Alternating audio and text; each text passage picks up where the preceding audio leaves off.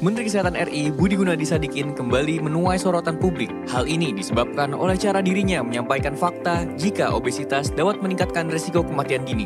Saat itu, dirinya berujar jika laki-laki yang memiliki ukuran celana 32 ke atas berisiko lebih cepat menghadap Tuhan. Pernyataan ini merujuk pada konsumsi makanan berlebih yang meningkatkan konsentrasi lemak di sekitar perut. Hasilnya adalah pelebaran perut oleh penumpukan lemak. Oleh para ahli, tumpukan lemak ini disebut sebagai visceral fat. Keberadaan visceral fat dapat mengganggu kesehatan, apalagi orang tersebut memiliki riwayat penyakit kronis. Lalu, bagaimana menghindari penumpukan visceral fat? Seberapa besar risiko obesitas di Indonesia? Ikuti diskusinya dalam editorial review bersama redaktur pelaksana Detik Health. Beralih ke Madinah, Detik Sore hari ini akan bergabung dengan jurnalis Detikom yang tengah bertugas di sana. Ramai beberapa waktu belakangan, pihak Arab Saudi melakukan pengawasan ketat terhadap para jamaah haji yang tidak menggunakan visa sesuai ketentuan. Lalu, bagaimana situasi dan operasi penjaringan haji-haji tanpa visa sesuai di Madinah? Adakah calon haji asal Indonesia yang terciduk? Ikuti laporan jurnalis Detikom langsung dari Madinah, Arab Saudi. Hari ini, Detik Sore kembali menghadirkan sosok perempuan inspiratif dalam Sekar Agni Negeri. Hadir bersama Detik Sore, Sari Yuliati, anggota Komisi 3 DPR RI yang membidangi hukum hak asasi manusia dan keamanan itu telah 2 periode berkomitmen memperjuangkan keadilan di Indonesia. Lalu, bagaimana kiprahnya selama mengawal sejumlah kasus hukum selama ini? Ikuti diskusi selengkapnya sore ini. Tidak ketinggalan, di akhir episode kali ini, Firman Marihot hadir untuk mengisi kelas investasi Detik Sore. Dirinya akan memberikan edukasi seputar pengelolaan risiko dalam investasi. Bagaimana caranya? Simak obrolannya dalam Sunset Talk. Ikuti berita-berita menarik Detikom lainnya dalam sehari secara langsung hanya di Detik Sore. Jangan lupa follow media sosial Detikom agar tidak ketinggalan informasi berita lainnya. Sekarang, mari kita sambut host kita, Eduardo Simorangkir dan Pocut Kamaral. Detik Sore, gak cuma hore-hore.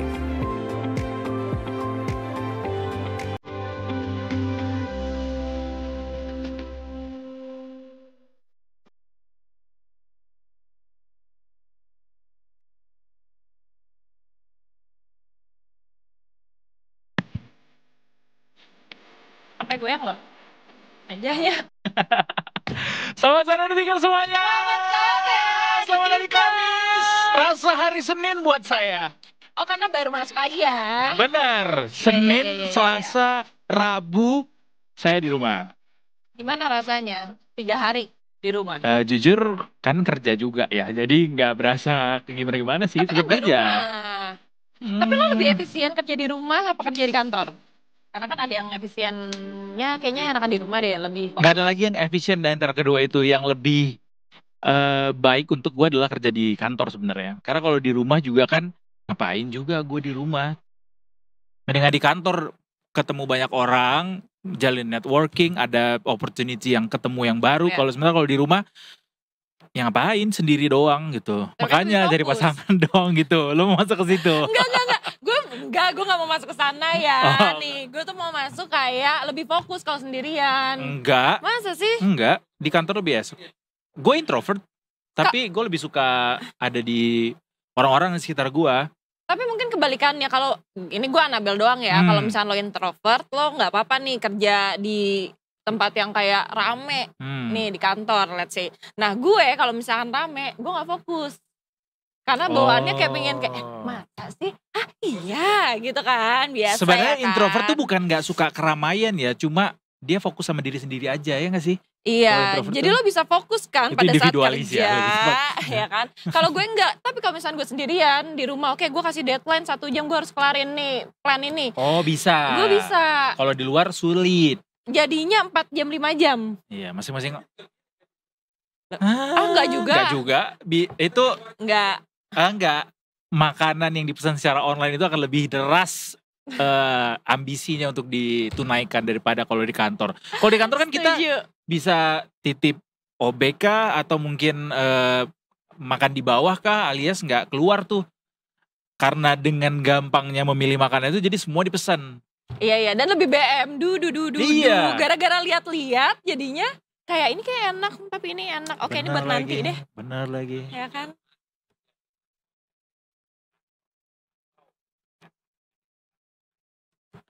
Outfit nih, kita ngomongin outfit. Well dressed.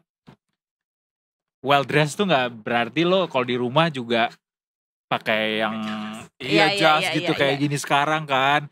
Enggak, cuma mandi aja, mandi rapi, wangi, udah siap untuk melawan dunia. Tapi ya sih, tapi mandi tuh ngaruh banget. Soalnya kalau lengket tuh kayak otak juga ngelekep. Ngerti gak lo? Betul, Iya kan? betul. Kayak Setuju kan? apa? Gua ini sampah di dunia. Iya.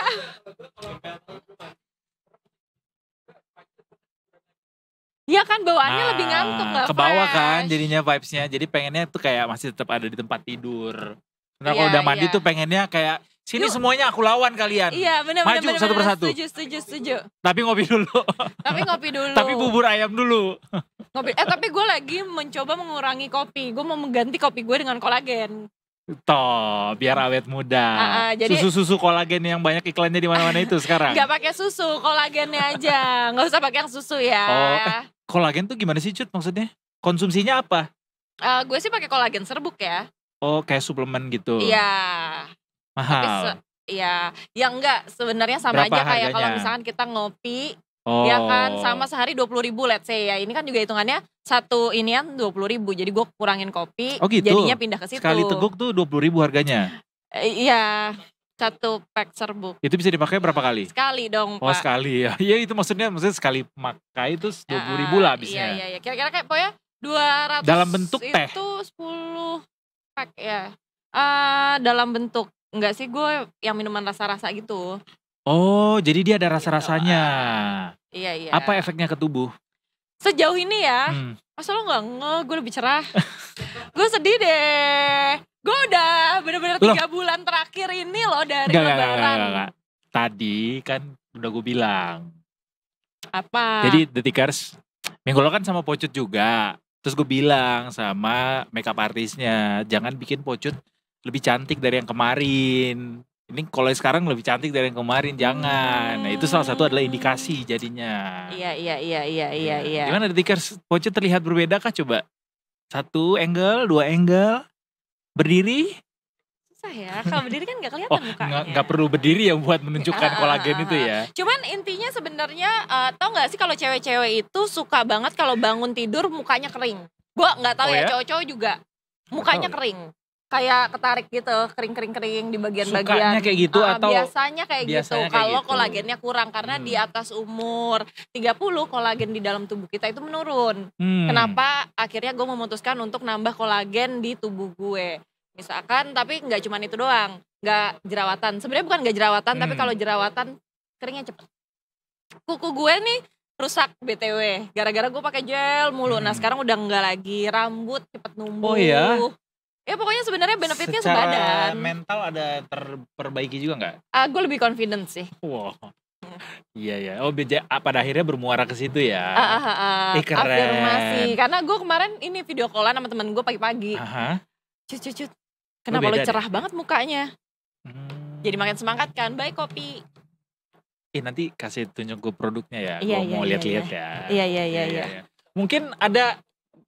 Bisa kopi hitam. Bisa juga. Bisa, jadi gue antara kopi hitam cuman jarang lah, bisa mungkin enggak. Jadi teman-teman semua, instead of stiker-stiker yang tempel di laptop kita sekarang ini atau di iPad kita sekarang ini, kalian bisa kok nempelin brand kalian ada di sini. Betul. Mau itu yang kolagenan, kopi-kopian, please come to us. Bisa. Pokoknya semuanya bisa ya, semua brand ya. Bisa. Tadi tuh udah kita singgung manfaat dari kolagen, kopi, apalagi teh mungkin bisa. Cus mumpung Detik Sore ini lagi happening banget. Iya, jualannya bagus deh Pak. Iya dong, harus bagus. Kalau tadi Pocut bilang kolagen untuk bisa awet muda, untuk bisa mengafirmasi diri lebih positif lagi. Ini juga harus kita afirmasi dengan lebih positif Cut. Yang satu ini, komentarnya Pak Menkes Budi Gunadi Sadikin yang bilang kalau orang yang celananya, size-nya udah di atas 33 itu akan lebih cepat menghadap Yang Maha Kuasa. Ya, saya baca itu. 33, iya size 33. Di atas 33. Jadi yang 33, 34 itu smart masuk dalam kategori itu katanya. Orang-orang sebenarnya banyak yang merespons ini dengan negatif. Kayak kenapa harus begitu sih Pak ngomongnya? Cuma memang kadang-kadang kita tuh memang harus butuh komentar-komentar gila untuk menghadapi situasi yang juga cukup gila ini. Betul. Teman-teman semua tahu nggak sih kalau diabetes juga salah satu adalah pembunuh terbesar buat manusia gitu. Dan juga mungkin tingkat diabetes kita, correct me if I'm wrong ya, kalau sekarang beda. Tingkat diabetes kita mungkin masih lebih baik daripada Singapura dan Malaysia. Mereka suka banget manis-manisan. Kita juga sih sebenarnya. Cuma ini juga jadi salah satu alarm juga lah buat kita nih semuanya, teman-teman yang merasa perutnya buncit kah atau punya berat badan berlebih, untuk bisa lebih menjaga gaya hidup. Karena ini berhubungan dengan gaya hidup sebenarnya. Cuma mungkin bahasa atau komunikasinya Pak Budi kali ya agak bikin orang sensi, karena kayak banyak nih orang yang celananya di atas 33 atau di atas 32, sehingga akhirnya mungkin tersentil, which is good kalau tersentil, berarti pesannya dapat, nangkep. Iya, benar-benar. Iya, lo berapa? Gak usah ditanya, gue kan termasuk salah satunya.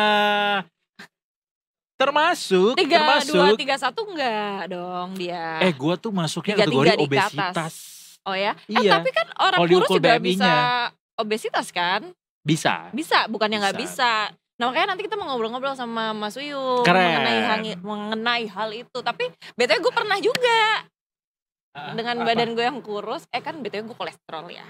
Oh iya, Pocut juga pernah kok lebih dari ini berat badannya. Pernah. Celana gue pada saat itu 34. Oh iya? Tuh. Sekarang berapa? Sekarang 25, 26. Kasih tipsnya tapi gak boleh yang nyeleneh ya. Gue pernah dengar ini tipsnya sih. Cuma kayak kalau didengar sama Detikers kayak kurang mendidik. Oke. Salah satu yang gue lakukan ya. Jadi sebenarnya gue kan konsul ke banyak dokter nih pada saat itu. Sempet ada momen gue konsul ke banyak dokter. Jadi ini bagian perut bawah itu, apalagi perempuan, itu tuh susah banget mengecilnya karena lemak di situ tuh membandel. Jadi dia kan? Kayak endapannya lebih kenceng. Iya, gitu. Jadi mau olahraga seheboh apapun itu sulit. Ya kan, dan apalagi kalau misalkan kita cewek-cewek stres, kita tendensinya bloated. Itu ngaruh juga, ya kan. Nah, suntik, Pak. Solusinya pada saat itu gue suntik. Sedot lemak. Buat bakar lemak yang bagian situ, tapi gue purely bagian situ karena kalau enggak ketolong. Karena pada saat itu gue udah olahraganya parah banget. Sebesar itu waktu itu? Iya. Ya sih 34 sih ya. Iya, makanya jadi sebenarnya gue tiba-tiba turun hampir kayak 15-16 kilo ini bukan cuman karena kayak beberapa hal yang udah gue spill di Instagram gue, namun juga ada usahanya dengan suntik-suntikan itu. Dibantu suntikan itu ya. Kalau enggak agak susah ya. Tapi sebenarnya walaupun itu suntikan itu kan pada akhirnya mempercepat kan pengurangan itu. Dan gak bisa disikapi dengan karena udah selesai suntikan itu and then udah biarin aja. Tetap harus di-maintain kan. Harus di-maintain, supaya dia gak kemana-mana gitu betul, lagi. Betul. Tapi menurut gue kalau misalkan udah, lo pernah nih ada di momen berat banget, ya kan. Terus lo tiba-tiba mendapatkan alhamdulillah nih dikasih kesempatan untuk ideal lagi. Lo pasti secara mindful akan menjaga itu sih menurut gue. Benar kayak ini udahlah jauh susah banget gue nuruninnya, masa iya gue biarin lagi gitu. Walaupun itu kerap kali terjadi sama orang-orang yang beratnya baru turun dikit langsung kayak balas dendam gitu cuy. Iya. Nah itu yang bikin yoyo. Oh jadi dia naik lagi. Iya. Kasih tips dong gimana caranya udah turun.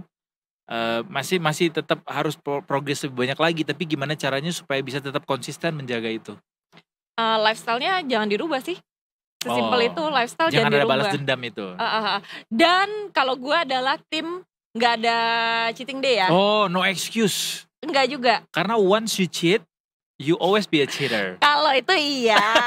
Namun gue lebih yang kayak gini. Jadi kalau dokter gue selalu ngajarin saat lo punya cheating day, lo akan tendensinya adalah balas dendam. Benar. Lo akan makan full satu. Misalkan lo ngidam banget burger, lo akan makan burger kayak enak banget. Tapi saat lo mindful, misalkan aduh pengen banget burger, ya udah makan aja tapi setengah porsi berdua sama temen lo. Iya. Lo nggak akan marah. Jadi pada saat cheating day itu kebuka, lo gak akan marah. Karena ya lo bisa makan ini kapanpun dengan porsi yang secukupnya. Jadi kasih aturan tuh ya buat diri sendiri ya. Kalau memang mau ada cheating day pun, lo harus begini nih boundariesnya nih, nggak bisa yang karena merasa betul. 2 hari yang lalu gue udah olahraga mati-matian, gue udah naik gunung berapa puluh kilometer, gue boleh dong makan burger 10 biji hari ini gitu. Betul, jangan gitu dong. Jangan gitu. Pokoknya gue nggak ngerasa gue diet, gue nggak ngerasa gue punya cheating day. Kalau gue pingin makan ya makan aja, tapi ya icip. Gue selalu bilang, mau icip, mau cicip aja. Iya. Gitu. Iya sih, itu penting untuk ditanamkan pikiran-pikiran untuk tidak balas dendam itu ya. Iya, kembali ke mindset Pak semuanya memang. Benar, balik lagi ke mindset orang. Wah, sangat berkesan sekali obrolan kita hari ini. Aduh, siapa itu tahu nanti akan tapi kita kan bahas bersama ketika Oh iya, soal mau masukin visceral ya. fat tadi ya. Nih kebetulan saya juga punya visceral fat yang cukup tinggi gitu yang dalam saat ini sedang dalam progres juga untuk bisa menurunkannya. Semangat buat semua orang yang sedang menurunkan berat badan menjadi lebih ideal. Guys, we can do it. Semangat, We can do it. Bisa. Ya. Hah? Pujo bisa. Bisa, semuanya Siapa? bisa. Mas Yansa. I know. Anda juga merupakan salah satu korban kan. Pokoknya bisa semuanya. Iya. Yang penting sehat. Goalsnya Betul. sehat, jangan kurus goalsnya. Iya. Sehat. Betul. Katanya kalau gendut lucu ya kalau- buat istrinya. Buat betul. kita kurang. Betul. Lagian kalau misalkan ideal pakai baju enak. Iya bener. Pakai baju enak itu dia sebenarnya. Kayak lo bisa gonta-ganti gaya. Iya. Gombrong itu Gombrong excuse juga. aja. Iya. Itu cuma justifikasi alias ilusi. Enggak, Mas Yansa kalau misalkan tiba-tiba badannya kotak-kotak juga kemana-mana pakai oblong. Iya Biar Oh iya. kelihatan. Pantesan. Sorry. Pantesan Deddy Corbuzier tuh selalu pakai yang Iya. ini ya, yang bahannya kurang gitu ya. Betul, karena kan tahu kenapa ya. Semua laki-laki dan perempuan kalau misalkan badannya kayak wih bagus nih juga pakainya kalau bisa press banget nih, dipres pakai mesin press, dipres. Iya kan? Oh ya bisa juga. Tapi kalau dia naik angkutan iya. umum pun kayaknya harusnya pakai jaket sih. Kasihan juga orang sebelahnya. Manusia tidak sesempurna Betul. itu ya. Kenapa sorry? Oh, cewek tuh lebih suka yang badan berisi atau yang six pack? Six pack lah pakai ditanya. Tanya lagi lu. Pakai lo ditanya, lo suka cewek yang kayak gimana gue tanya. Six Tapi pack lah. nggak usah kita lanjutin ya. Itu kan masa? tadi POV cewek. Itu POV cewek, iya. Yang gak keker ya secukupnya aja. 10 packs katanya. One pack. Tapi bener, ini harus diafirmasi.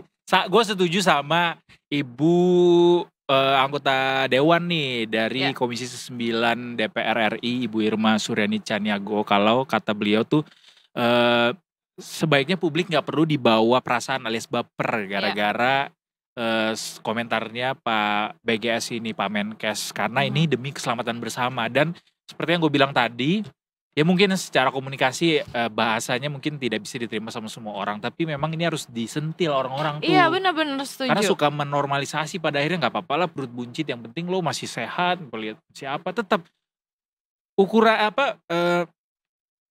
bagaimana lo postur tubuhnya itu juga mempengaruhi kesehatan lo pada akhirnya. Betul, gue setuju. Cewek-cewek sekarang di Instagram lagi banyak yang kayak standar kecantikan Indonesia, nggak apa-apa kayak gede gitu. Maksudnya, gue nggak enak ngomongnya. No hard feeling buat orang-orang yang mungkin sulit atau selama ini sudah banyak sekali cara untuk menurunkan berat badan. I feel you guys, karena memang sulit sekali memang menurunkan berat badan, menjaga konsistensi itu. Tapi ya nggak apa-apa, ini dijadiin apa ya, mesin aja, dijadiin dinamo buat kita untuk bisa terus bergerak biar membuktikan bahwa ketika celana kita ukurannya udah di bawah itu ternyata kita jadi lebih sehat, itu betul. Gitu. Iya betul. Nih yang mau gue bahas ini cewek-cewek sekarang pokoknya nggak apa-apa gendut. Iya tapi balik lagi ke dirinya. Kalau misalnya dia pede nggak apa-apa. Gue selalu bilang kayak kalau pede nggak apa-apa, it's okay. Cuman kan ada yang kayak sebenarnya nggak pede, tapi kan kayak standar kecantikan. Pede gitu. Tapi harus pede gimana ya? Jangan dipaksa gitu. Boleh nggak nanti kita kapan-kapan menghadirkan dokter? Ada nih sering gue nonton di TikTok, tapi dia researcher, ada dia botak orangnya, tau nggak? Iya, apa gitu, tapi dia kayak informasi atau insight-insight dari beliau tuh suka berasal dari jurnal segala macam. Oh, Jadi seru. dia suka nyentil orang-orang yang berbobot besar badannya supaya memang sadar gitu bahwa Iya, guys ini nggak bagus, kalian harus bisa kembalikan berat badan kalian atau postur Iya. badan kalian ke yang ideal gitu, karena ini mau nggak mau pasti akan berpengaruh pada indikator-indikator kesehatan itu tadi. Betul, dan lebih enak juga geraknya loh kalau misalkan berat badannya ideal. Coba Pocut kasih dulu dong gerakan yang enak tuh kayak gimana orang dengan tubuh yang ideal tuh. Saya juga nggak ideal kok Pak. Masa sih? Saya juga nggak ideal loh Pak. Ngomong-ngomong. Tapi ngomong-ngomong gerak BTW film Jumbo bakalan ini loh diadaptasi ke panggung musikal. Serius? Lo suka kan Jumbo? Suka. Gue suka Jumbo, gue suka panggung musikal juga. Nah ini double gitu. Kapan rencananya? Ini kan masih rencana nih kayaknya. Jadi karena kesuksesan film Jumbo ini yang udah mencapai lebih dari 9,5 juta yang nonton, luar biasa. Selamat teman-teman di produksi Jumbo.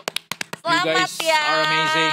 Selamat, keren. Nah kabarnya sang sutradara Rian Adriandi ini bakalan merambah ke eksplorasi lainnya. Salah satunya adalah panggung musikal. Yeay. Seru banget. Ini udah ada deal berarti? Udah. Dijadikan musikal. Iya. Nah, jadi Head of Marketing film Jumbo, Christian Emmanuel sempat nge-spill nih akan ada rencana rumah produksinya buat mengembangkan IP Jumbo. Jadi menurut pria yang juga produser musikal Keluarga Cemara itu ada beberapa kemungkinan yang lagi dibahas. Jadi emang lagi masih dibahas, tapi semoga iya ya gitu. Alright. Tapi ia kembali menegaskan kalau Visinema Studio bersama Indonesia Kaya Fokus tahun ini akan membuat gelar pementasan ulang musikal Keluarga Cemara. Nah, ia bilang film yang sukses diproduksi dan meraih 1,7 juta penonton adalah film pertama Visinema Studio yang diapresiasi tinggi.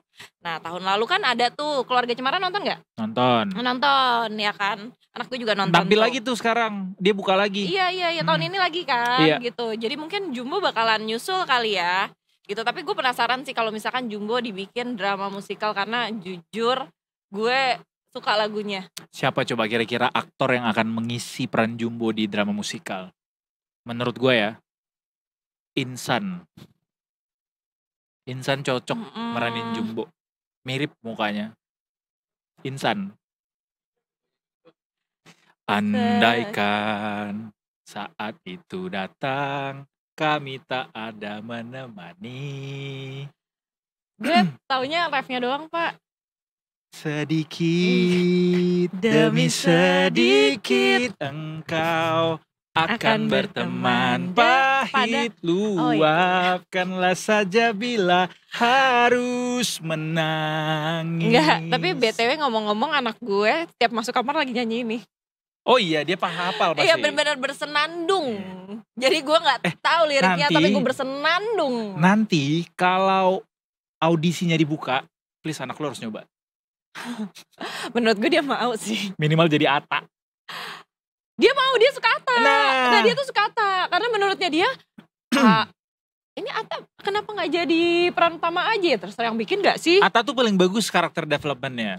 Dari Atta, yes. Cuek, jahat, terus habis itu jadi teman karibnya. Iya. Sorry ke spoiler Atta. jadinya, tapi kayaknya semua orang semuanya harusnya udah nonton lah. deh. Dan ada yang udah nonton berkali-kali. Contohnya Anda. 3 kali. 3 kali. Dan Jumbo is about to be the most Indonesian, the most watched Indonesian movie Udah, oh ya? in history. Oh, wow. Karena udah 9,6 juta kalau nggak salah. Sekarang udah mencapai 10.000. 10.000 10 juta. Ini serius? Ini 10 juta. Bentar. Ini kita dapat skripnya. 330. Benar, 10,9 juta. Benar guys. Are you sure? Kalau harusnya udah nomor 1 ya. Kalau udah 10,9 juta berarti udah ngalahin KKN dong. Harusnya ya. Coba kita cek Agak ya. lain udah dilewatin 9,2 juta agak lain. Pas gue nonton tuh udah nomor 4. Bentar kita coba dulu. Ini data terakhir 9,6 juta guys. Nih diupdate sama Bicara Box Office. 9,6 juta penonton, bukan 10,9. Ini siapa sih yang bikin 10,9? Ayo. Siapa? Ayo. Jadi bukan 10,9 ya, kayaknya 10,9 nih KKN deh. Pun KKN kayaknya gak nyampe 10,9 juga. Anyway, walaupun dia tidak jadi 10 juta pun Bukan. ini udah bagus banget 9,6 juta capaiannya. Tapi kita doakan semoga yang terbaik buat hasil akhirnya nanti kayak apa. Yang pasti film ini sudah banyak sekali memberikan dampak buat Yes. anak-anak di Indonesia. Betul. Salah satunya adalah Chami yang setiap hari menyanyikan lagu itu Bersenandung. dan punya ini juga gak sih kayak jadi kalau zaman kita kecil dulu kan idola kan, kayak pengen kayak dia jadi punya temen imajiner baru gitu loh. Itu yang jadi highlightnya dia. Ah, Itu benar. Oh jadi nggak apa-apa. It's okay punya teman imajiner. Gak apa-apa. Gitu. Jadi gara-gara film itu. Terima kasih ya Jumbo. Dari Jumbo kita akan menuju ke hal-hal fantastis lainnya Detikers. Tapi abis ini karena kita mau break dulu, kita masih akan mengudara sampai jam 5:30 sore nanti. Tetap bersama kami di Detik Sore. Gak cuma hore-hore. Sedikit.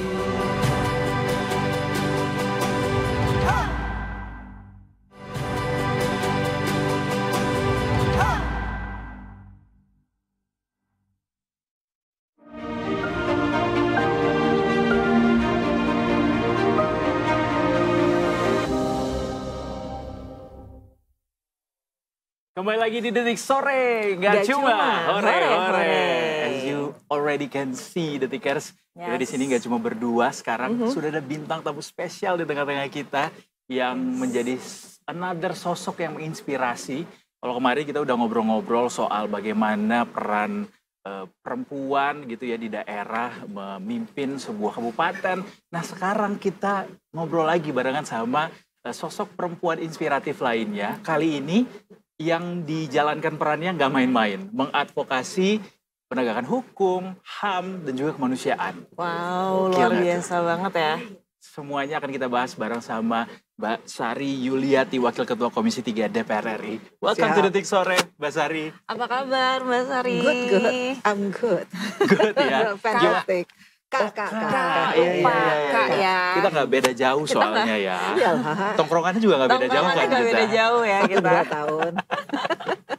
Mbak Sari, Kak Sari. Kak Sari. Senang banget bisa mampir ke Detik Sore nih. Kita sebuah kehormatan bisa menampilkan Kak Sari di sini karena kita tahu Kak Sari ini adalah sosok perempuan yang melawan arus. Yes. Karena beliau nih ternyata selain daripada menjadi perempuan yang tangguh di Komisi 3 begitu ya dengan perannya sebagai Wakil Ketua Komisi 3 dan Komisi 3 kita juga tahu kan membidangi beberapa hal-hal yang juga kaitannya erat dengan sesuatu yang serius gitu. Dan ini juga Kak Sari ternyata happen to be orang yang lulusannya adalah teknik sipil. Cerita Iya, dong Kak Sari boleh dong. nyebrang dari teknik sipil terus kemudian jadi anggota DPR begitu dan juga membidangi Komisi 3. Ya. Ceritanya dari mana ya? Dari lahir. Dari awalnya gimana? Tiba-tiba kok plot twist nih gitu. Iya. Jadi berawal itu dari saya menjadi anggota DPR RI. Menjadi anggota DPR RI. Kebetulan di kehidupan sehari-hari saya itu saya memang banyak bersentuhan dengan aparat penegak hukum. Tetapi saya juga sekolah hukum juga. S1 saya ada, S1 hukum. Oh, double degree. Dan saya juga sekarang sedang ikut dalam S3 ya, sekolah S3. Doktoralnya juga di majornya hukum juga. Jadi sebetulnya ruang itu bukan hal yang asing lah buat saya. Cuman orang tidak banyak tahu karena kebetulan sarjana teknik dan magister tekniknya itu kan ada di KTP ya. Iya. Jadi otomatis dia Terekspos seperti itu terekspos, ya. iya. Gitu. Jadi tidak asing juga sebenarnya sama Tidak. apa-apa yang dibidangi di Komisi 3 gitu ya. Dan Yes. sudah 2 periode juga kan di Ya, situ. periode kedua Iya, sekarang. iya. Wow, luar biasa banget. Gimana rasanya jadi perempuan yang mewakili di Komisi 3 menjadi Wakil Ketua Komisi 3 Kak Sari? Ya, politik, di dunia politik itu kan dunia maskulin ya. Nah, kebetulan di Komisi 3 juga didominasi oleh laki-laki. Jadi double maskulin lah ya. Di politik dan di Komisi 3. Tapi so far meskipun kita dealing lebih banyak dengan laki-laki, alhamdulillah semua berjalan lancar. Karena kan memang yang penting secara substansi kita mempunyai kesamaan pikiran. Kalau gender saya rasa bukanlah masalah, apalagi halangan. Oke. Nah, kalau misalkan Kak Sari ngelihat nih penegakan hukum di sini tuh sekarang tuh menurut Kak Sari sebagai perempuan ya, itu kayak gimana sih? Penegakan hukum so far berjalan dengan baik ya. Dan saya melihatnya dari respon masyarakat ya. Respon masyarakat berdasarkan survei Litbang Kompas yang terakhir 100 hari kerja Bapak Presiden Prabowo, itu respon masyarakat mengenai aparat penegak hukum hari ini itu lumayan baik ya. Penerimaan masyarakat itu sekitar 72,1%. Itu meningkat ketika disurvei saat September 2024 itu meningkat sekitar 14% lebih. Jadi saya rasa cukup baik. Meskipun di beberapa hal memang perlu diperbaiki. Contohnya mengenai penguatan atau citra aparat penegak hukum itu memang harus diperbaiki, harus ditingkatkan. Yang kedua mengenai pelayanan hukum ya, pelayanan aparat penegak hukum untuk masyarakat itu juga harus diperkuat. Jangan sampai APH dicitrakan no viral, no justice. Dan yang ketiga tentu etik daripada aparat penegak hukum itu sendiri atau SDM, sumber daya manusia aparat hukum sendiri itu mesti diperbaiki juga, karena jangan sampai oknumnya menjadi banyak sehingga yang buruk bukan oknum tetapi lembaga itu sendiri. Kira gitu. Itu catatan-catatan yang perlu diperhatikan gitu ya Kak Sari ya. Tadi menarik ketika mention no viral no justice gitu ya. Kerap kali itu jadi dengungan yang disampaikan di media sosial oleh para netizen. Kak Sari sendiri juga merupakan tokoh yang juga kerap kali memperjuangkan yang namanya keadilan hak asasi manusia. Apa aja sih yang paling disoroti dari Kak Sari dari apa yang terjadi selama ini terkait penegakan HAM di Indonesia, dan apa biasanya yang paling sering dilihat? Begini ya, kalau dulu kita memaknai HAM ya, HAM itu kan diatur oleh undang-undang ya di Indonesia. Nah dulu pelanggaran HAM itu dimaknai sebatas diskriminasi, penyiksaan, tetapi seiring jalannya waktu, berkembang zaman, pelanggaran HAM itu kita ketahui ternyata nggak hanya di situ, macam-macam lah ya, bullying, kriminalisasi, pelecehan seksual, kekerasan seksual, doxing, dan lain sebagainya. Nah yang kemarin yang paling saya soroti, karena bukan hanya karena saya sebagai seorang perempuan ya, tetapi saya sebagai manusia, itu tentang pelecehan dan kekerasan seksual. Itu paling tidak bisa diterima karena dominasi kaum yang lebih kuat terhadap kaum yang lebih lemah itu sangat kental di situ, sehingga mereka tega melakukan pelecehan atau kekerasan seksual, abuse lah ya. Oh itu yang paling disoroti dalam beberapa waktu terakhir juga itu banyak kejadian. Dari dulu. Apalagi sekarang dengan semakin banyaknya informasi atau era keterbukaan yang lebih masif ya, sampai ke tingkat yang paling bawah itu banyak sekali kita temukan pelecehan atau kekerasan seksual yang mencuat akhir-akhir ini kan. Ya itu paling saya tidak bisa mentolerir lah soal itu, apalagi terhadap anak ya, anak perempuan maupun anak laki-laki. Iya, soalnya sekarang kan lagi banyak banget, kita juga beberapa kali ngebacain berita tentang pelecehan terhadap anak ya, gitu. Tapi sebenarnya itu tuh yang perlu diedukasi tuh kayak apanya sih Kak? Sebenarnya aku tuh bingung karena kayak gimana cara stopinnya. Kadang-kadang kan kita juga kayak, itu sebenarnya kita nggak tega ngelihatnya kan.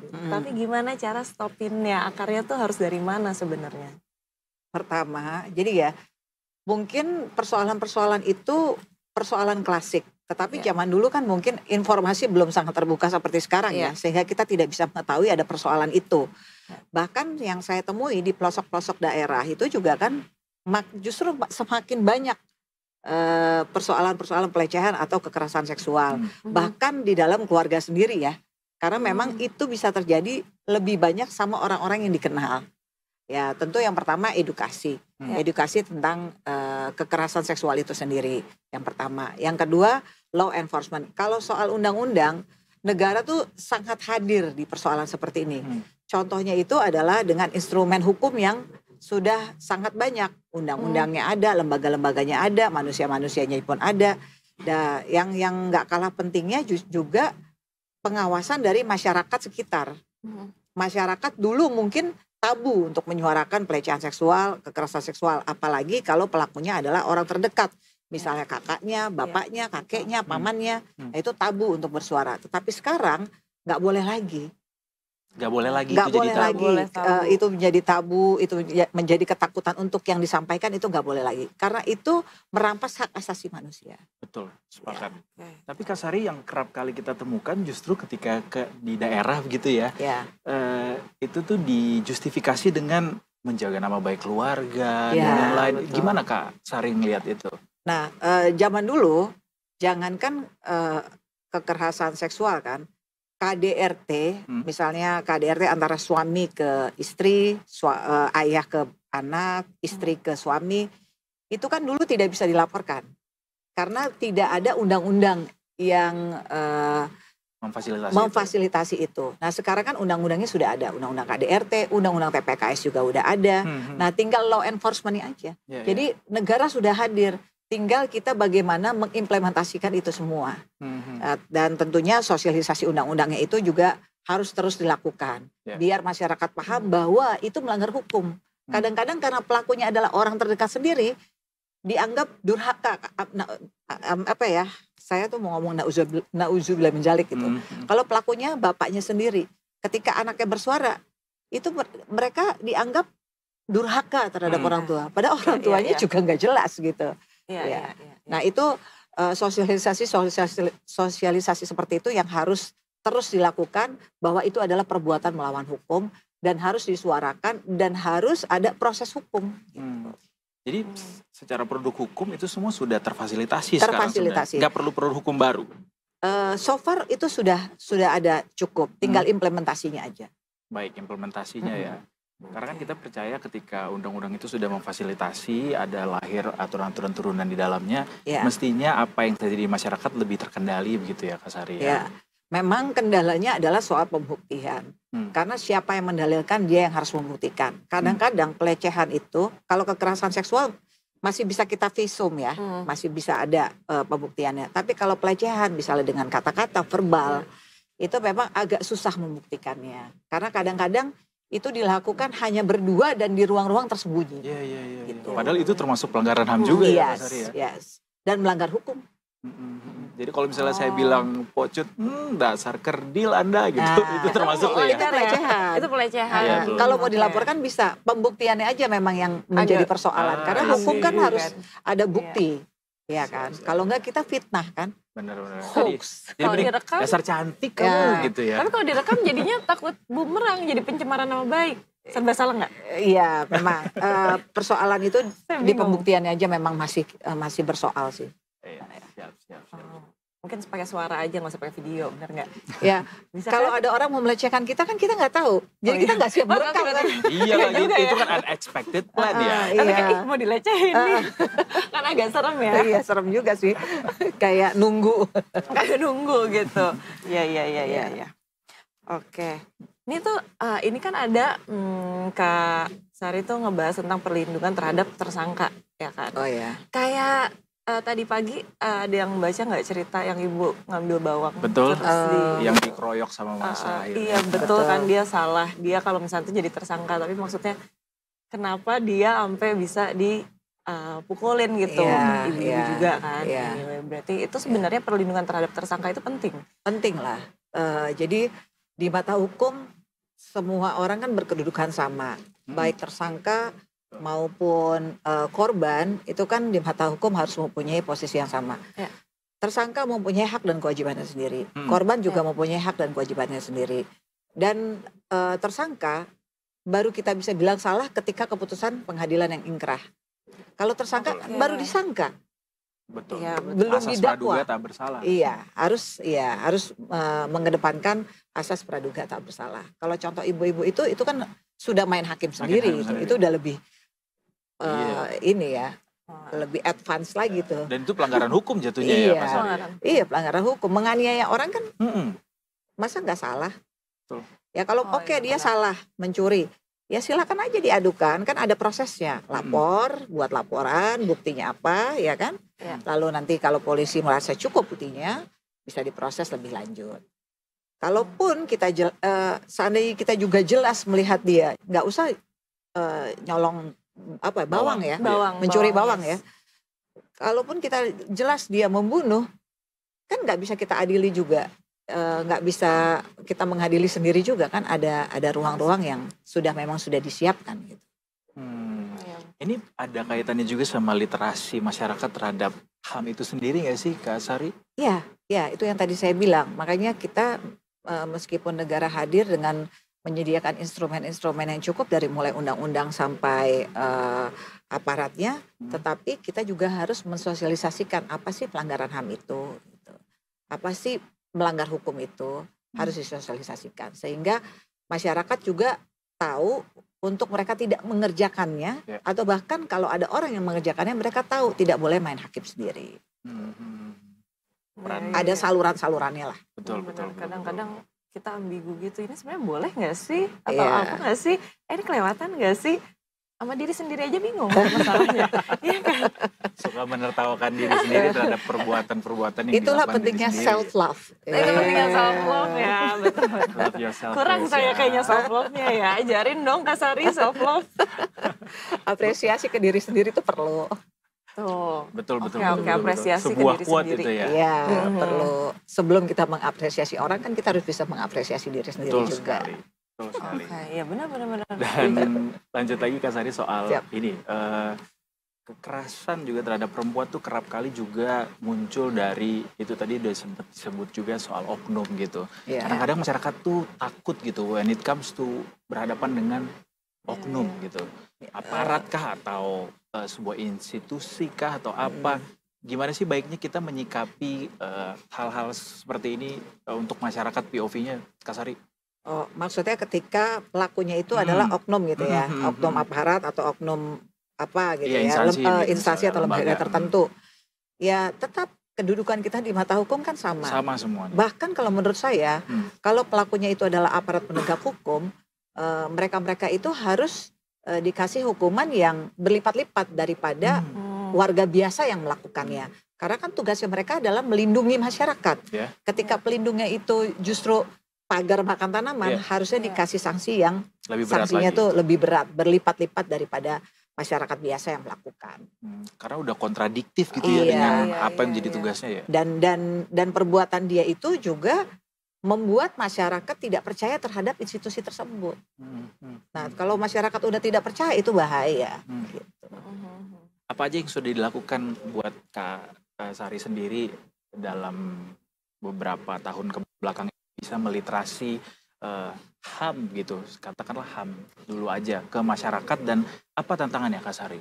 Ya, kalau di masyarakat saya banyak melakukan pendampingan. Di Komisi 3 sendiri, di rapat-rapat komisi saya juga banyak menyampaikan persoalan-persoalan tersebut kepada instansi yang terkait, dalam hal ini mitra saya, polisi, jaksa, dan alhamdulillah sudah direspon sama Pak Kapolri dengan beliau membentuk direktorat tentang pelecehan seksual juga. Mereka sudah ada, dan TPPO juga. Pak Kapolri, alhamdulillah sih mitra-mitra itu responnya sangat cepat. Ya kendala tentu ada ya, karena masyarakat kita yang berjumlah 270 juta jiwa lebih, yang itu juga terjadi di banyak tempat. Ya tentu belum semuanya kita bisa mengakomodir. Tetapi untuk bisa meminimalisir persoalan-persoalan tersebut, Komisi 3 bahkan membuka ruang untuk adanya aduan masyarakat tentang apa saja, tidak khusus pelecehan seksual, tentang apa saja. Tentang apa saja, apabila merasa mendapat perlakuan tidak adil bagi APH, oknum-oknum APH yang melakukan tugasnya tidak sesuai SOP, kita terbuka untuk masyarakat untuk mengadukannya kepada kami. Gimana cara mengadukannya Kak Sari? Tulis surat, berkirim ke DPR, ke Komisi 3. Yes, ditujukan ke Komisi 3. Mau itu email atau fisik langsung juga bisa ya? Bisa. Makanya kami setiap hari sering sekali membuka RDPU, memanggil pihak-pihak yang mengadukan masalahnya. Paling sering apa sih masalahnya itu dari Masalah masyarakat tuh? Aduh banyak sekali ya, karena persoalannya itu Kompleks sangat ya? kompleks ya. Nggak hanya tentang pelecehan atau kekerasan seksual, banyak sekali tentang pencerobotan tanah, tentang bullying, Iya. tentang banyak sekali lah, Hmm. banyak hal. Ada kayak permasalahan yang baru nggak, yang kayak baru kita dengar lagi ada permasalahan Atau itu unik di yang unik teringat mungkin, sekali sama Kak Sari selama berada di Komisi 3? Rata-rata sih persoalannya sama ya, kejahatan-kejahatan konvensional banyak. Ya memang banyak sih yang contoh kasus kekerasan seksual yang terjadi di Jawa Tengah itu pejabat-pejabat desanya dalam memberikan solusinya itu ada orang kena kekerasan seksual. Solusinya itu dikawinkan, dinikahkan secara siri nah gitu. itu juga Itu kan tuh. lucu kan gitu. Benar. Itu kan Iya. tidak menyelesaikan persoalan, pidananya tidak hilang gitu. That's not a Iya, solution. iya. Iya, cuman karena mungkin ya itu tadi literasi, sosialisasi tentang pentingnya HAM, tentang pentingnya melawan hukum itu mereka harus tahu. Mungkin itu ketidaktahuan juga gitu. Terutama buat perempuan ya, membela haknya Iya. sendiri ya. Betul. Bukan saja perempuan, kalau Iya. saya menyebutnya kaum yang lebih lemah karena Oke. kadang-kadang lelaki juga menjadi korban pelecehan atau Betul. kekerasan seksual gitu. Betul. Dari Iya, bisa. Walaupun agak lebih jarang nggak sih sebenarnya untuk laki-laki jadi korban sejauh ini? lebih jarang dari perempuan iya, tetapi semakin hari kayaknya kasusnya juga semakin meningkat. Kalau dibiarkan, dinormalisasikan nanti akan jadi lebih Iya, tinggi Iya, lagi iya, masalahnya iya, gitu iya. ya. lelaki dewasa ataupun anak-anak sekarang udah mulai iya. banyak. Iya, Sayang banget Kita ya. tuh suka menormalisasi hal-hal yang ya kurang harusnya baik tidak padahal normal. ya, iya. Tapi dinormalisasi, makanya ketika ada yang salah tuh langsung diplototin, Langsung terus habis itu dibenerin ya. benerin kasar ya, jangan dibikin normal, jangan dibikin Iya, benar, biasa benar. gitu. Iya sih. Tapi jujur karena kadang-kadang kita sendiri kan bingung. Ini tuh sebenarnya normal apa enggak? Coba. Iya kan? Iya, itulah Kebetulan pentingnya saya. untuk meliterasi diri sendiri ya, selain Iya. daripada ada pihak yang datang ke kita untuk meliterasi kita gitu loh. Ya. Iya. Sering-sering nonton Detik Sore. Tapi kata kalau gua. saya rasa Bener, setuju. kalau saya rasa pelecehan atau kekerasan ya nggak normal lah. Iya. Kalau udah pelecehan, kekerasan tidak normal ya. Definitely not lah. Iya. Iya, harus Bener, dilawan. bener, harus dilawan. Nggak Iya, boleh bener-bener. dibiarkan, nggak boleh. Sama harus speak Bahkan up. saya menyampaikan secara tegas, saya meminta aparat untuk tidak merestoratif justice, memberikan restoratif justice terhadap kasus-kasus pelecehan Pelaku atau kekerasan seksual. kekerasan seksual, ya Wah, itu Nggak boleh. bagus tuh. nggak boleh, Iya. Nggak boleh ada kesempatan. nggak boleh. Ada kata maaf tuh nggak boleh. Kata maaf ya. Iya, benar-benar. Meskipun ada HAM di situ.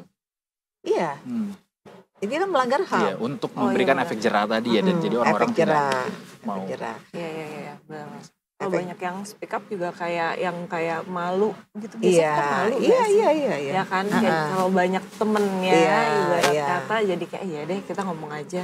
Jadi kan paling Satu. tidak kalau kita memberikan efek jerah Hmm. bagi pelaku itu juga harus memberikan efek jerah bagi orang lain Hmm.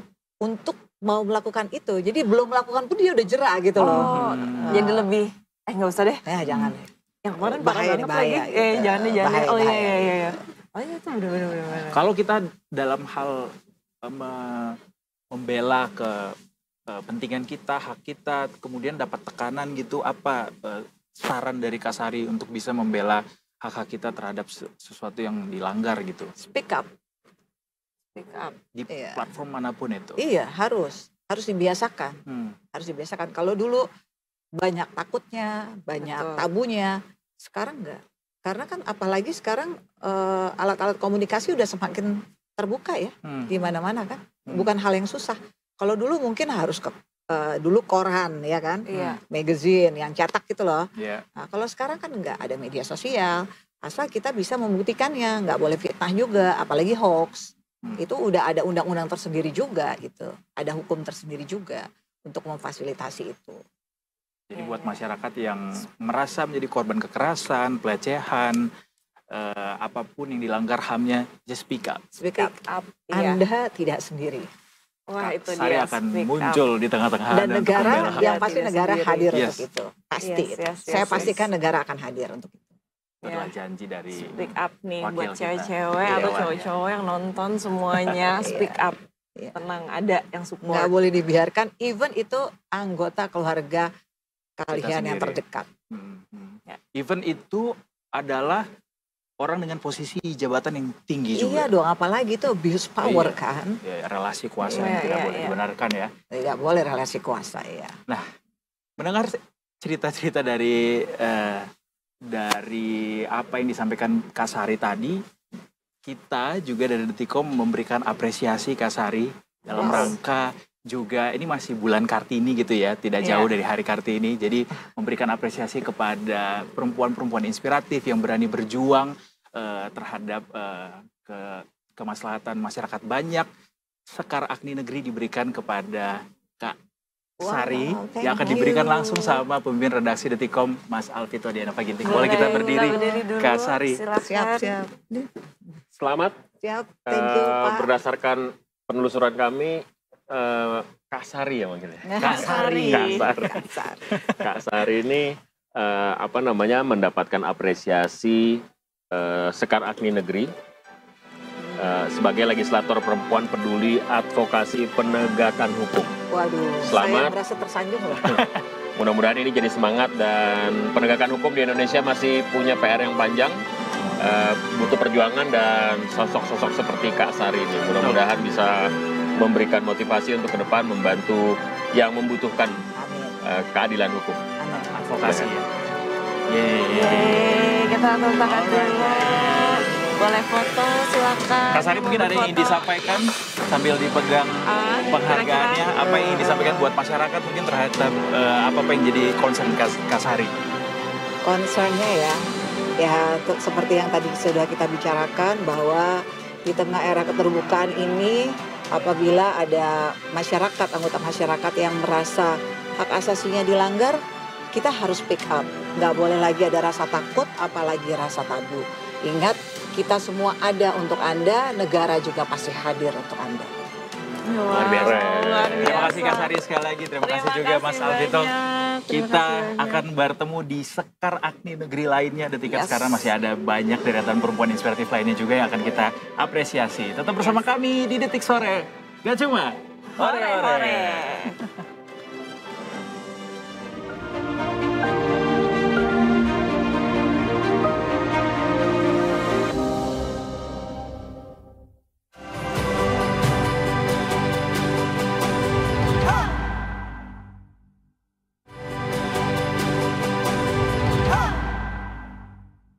Indi. Selamat sore, balik lagi di Detik Sore. Nggak Coba, hore-hore. hore. Tadi kita udah ngobrol-ngobrol bareng. Sosok perempuan inspiratif. Ya. Kali ini sosok yang mau kita obrolin beda lagi Detikers. Pastinya. Soalnya kan belakangan ini lagi rame banget nih masalah orang berangkat haji tanpa visa haji. Jadi tuh pakai visa kerja gitu loh. Nggak boleh kan? Sebenarnya nggak bisa gitu. Harus pakai Tapi visa haji. pakai visa haji. Kalau mau haji ya pakai visa haji. Iya gitu sesuai ketentuannya gitu. Makanya kita tuh mau ngobrol-ngobrol sama Mas Ajat yang lagi naik haji. Kalau nggak salah lagi naik haji ya kan? Betul, karena Yoi. jadi petugas haji juga kebetulan untuk tahun ini ya dari Detikom. Coba kita sapa Mas Munajat yang terhormat. Selamat Coba. waktu apa nih Kalau sekarang di sana, Saudi? Siang kalau nggak salah ya. siang. Tengah hari kalau nggak salah nih. Selamat siang. Selamat. Halo? Oh, audionya belum kedengeran. Oh, audio belum kedengeran guys. Audionya belum kedengeran. Audionya Mas Ajat udah kedengeran ke kita, Yes. tapi kita kayaknya masih belum bisa diterima sama Mas Ajat audionya. Ya. Kita tunggu ya, Detikers ya. Tadi udah bersiap-siap banget tuh Bapak calon haji yang satu itu. Kita akan ngobrol-ngobrol. Udah berapa hari ya berarti ini Mas Ajat ya di sana ya? Udah Kayaknya dari hampir seminggu minggu deh. lalu ya, kalau nggak salah. Kayaknya hampir seminggu harusnya ya. Kalau lihat dari sosial Iya medianya. benar, sosial medianya benar. Seru ya tahu Gitu. ini teman-teman muslim bisa berangkat haji dengan sebagai petugas gitu kayak siapa yang pernah Afif tahun Oh, Afif pernah. Afif tahun lalu tuh laporan buat Detik Sore sebagai petugas haji Detikop juga waktu itu. Dan beliau Seru, menang sekali. Jadi udah ya. Haji Afif. Semoga saya juga bisa menyusul ya secepatnya. Amin. Amin. Umroh dulu deh, umroh dulu. No, umroh belum. Belum umroh, makanya doain ya tahun depan insya Allah gitu kan. Ada sudah umroh belum. Gitu, jadi tuh emang rame di sana. Apa loh, ada gitu-gituan ya. Julid loh, Detikers dia, nggak baik ya. Niatnya suci loh. Iya loh. Gitu, jadi emang lagi rame banget di sana. Datangnya pakai visa kerja Di atau Saudi visa ini. yang lain gitu. Tapi bukan apakah ini pakai visa. aturan baru, Cut? Enggak. Bahwa kalau misalnya mau haji itu harus pakai visa haji gitu. Iya emang seharusnya seperti itu kan Memang pakemnya. it's always been like that. Ini kan gue nabel aja karena jujur gue belum pernah. Oke. Karena gue belum pernah nih. Tapi kayak setahu gue emang pakai visa haji. Dan makanya kalau naik haji kan nggak bisa kayak kita tahun ini mau haji, tahun ini kita berangkat. Bener. Gitu. Karena masih banyak yang harus diurus. Kecuali gitu. haji plus ya. Ada. Lupa deh namanya apa ya, pokoknya beda lah. Gitu. Ada yang kayak diduluin. Iya gitu. benar. Nah ini kita udah terhubung lagi sama Mas Ajat. Apa kabar Mas di sana? Halo. Assalamualaikum warahmatullahi wabarakatuh. Waalaikumsalam Mas Ajat. Masya Allah tambah Sehat-sehat Mas Ajat ya. Gimana katanya? Amin. Saudi tuh kan cuacanya lagi panas-panasnya banget. Gimana? Ini kelihatannya kayaknya adem-adem aja Mas Ajat ya. Ya alhamdulillah di sini hari ini posisi suhunya itu di sekitar 35 sampai 37. Kemarin mencapai 41. Wow, 41. Iya, 41 derajat Celcius. Iya. Oke. Gimana? Apakah terasa panasnya tuh memang beda dari biasanya atau dampaknya kayak apa ke aktivitas sehari-hari Mas Ajat? Iya, jadi untuk kita sendiri sudah pasti harus apalagi kita nggak terbiasa di sini, jadi harus pakai sunblock atau sunscreen gitu kan. Terus harus sering-sering semprot muka karena mungkin ada angin gitu ya, terasa tidak terlalu panas kalau misalnya lagi berjalan gitu. Tapi itu ternyata tuh langsung kena kulit tuh langsung bikin kering, kering gitu. Ya. Hidung kering gitu atau tenggorokan kering gitu. Iya, jadi kita nggak sadar tiba-tiba tuh tenggorokan atau hidung tuh udah kering aja gitu. Jadi harus sering-sering disemprot gitu biar tetap terhidrasi lah gitu. Iya. Sering minum gitu. juga. Oh mungkin karena kalau di sini panasnya lembab, di sana bener-bener panas yang kering ya Mas ya? Iya betul, kering. Oh betul. iya panas-panas. Ada gurih. Kadang kita tidak terlalu merasa kayak keringetan di baju atau gitu, tapi langsung kena kulit tuh kayak kering aja langsung. Panas gitu ya. Oke. Ada sempat ngelihat nggak Mas apa orang yang di tengah jalan tiba-tiba pingsan kah karena kurang dehidrasi? Jadi kurang terhidrasi begitu, ada nggak yang kayak gitu-gitu di jalan ditemukan? Iya, paling ini aja sih lemas aja karena kan beberapa jamaah yang lansia ya, pasti kan mereka ada pendampingnya atau ada rombongannya, jadi kira-kira mereka sudah ngerasa lemas atau kurang minum bisa langsung dikasih minum gitu. Tapi so far belum ada yang sampai yang dan pantauan mata saya ya belum terlihat ada yang sampai pingsan gitu, belum. Iya semoga jangan ya. Amin, ya semoga. kan? Ya, nah, amin. Kita tuh sebenarnya pengen nanya, kan belakangan ini tuh rame ya Mas ya, kalau orang berangkat haji tuh banyak yang nggak pakai visa haji. Sebenarnya ketentuan untuk tahun ini tuh gimana sih Mas? Ya, sorry, ini aku info dulu ya. Ini lagi waktu zuhur, jadi pasti ada ambien suara-suara azan. Oke. Baik. Ya, jadi di sini tuh waktunya 12.21, di Jakarta mungkin 4.20 ya. Benar lagi. Betul. Ya, betul. Iya, jadi untuk visa sendiri sudah dipastikan kalau memang untuk berhaji paspor dan visa haji itu sudah wajib hukumnya. Jadi banyak juga mungkin ada beberapa jalan jemaah atau rombongan baik dari negara kita atau negara lain gitu yang mungkin mau coba masuk ke sini dengan visa selain visa haji itu atau visa kerja itu tidak akan bisa mengikuti proses hajinya karena ketika dia menggunakan visa bukan visa haji itu tetap bisa masuk ke Saudi. Tapi nanti ketika dia ingin masuk ke Masjid Haram gitu atau dia mau lakukan ikut proses-proses hajinya nanti di 10, 11, 12, 13 Hijriah itu tidak akan bisa gitu. Oh, jadinya wisata aja ya Mas ya? Ya gitu. Jadi makanya selain ada visa dan paspor, Saudi juga menerbitkan namanya kartu nusuk. Ini yang sedang di play ini di video gitu. Itu kartu yang diterbitkan oleh Saudi itu emang kartu yang resmi lah, yang bahwa dia bisa mengikuti proses haji gitu. Baik. Sebelum menjelaskan soal si kartu nusuk ini Mas Hajar, ini soal visa haji tadi, apakah masih banyak ditemukan warga negara Indonesia yang berangkat haji, mencoba berangkat haji tapi nggak punya visa hajinya? Apakah masih ditemukan?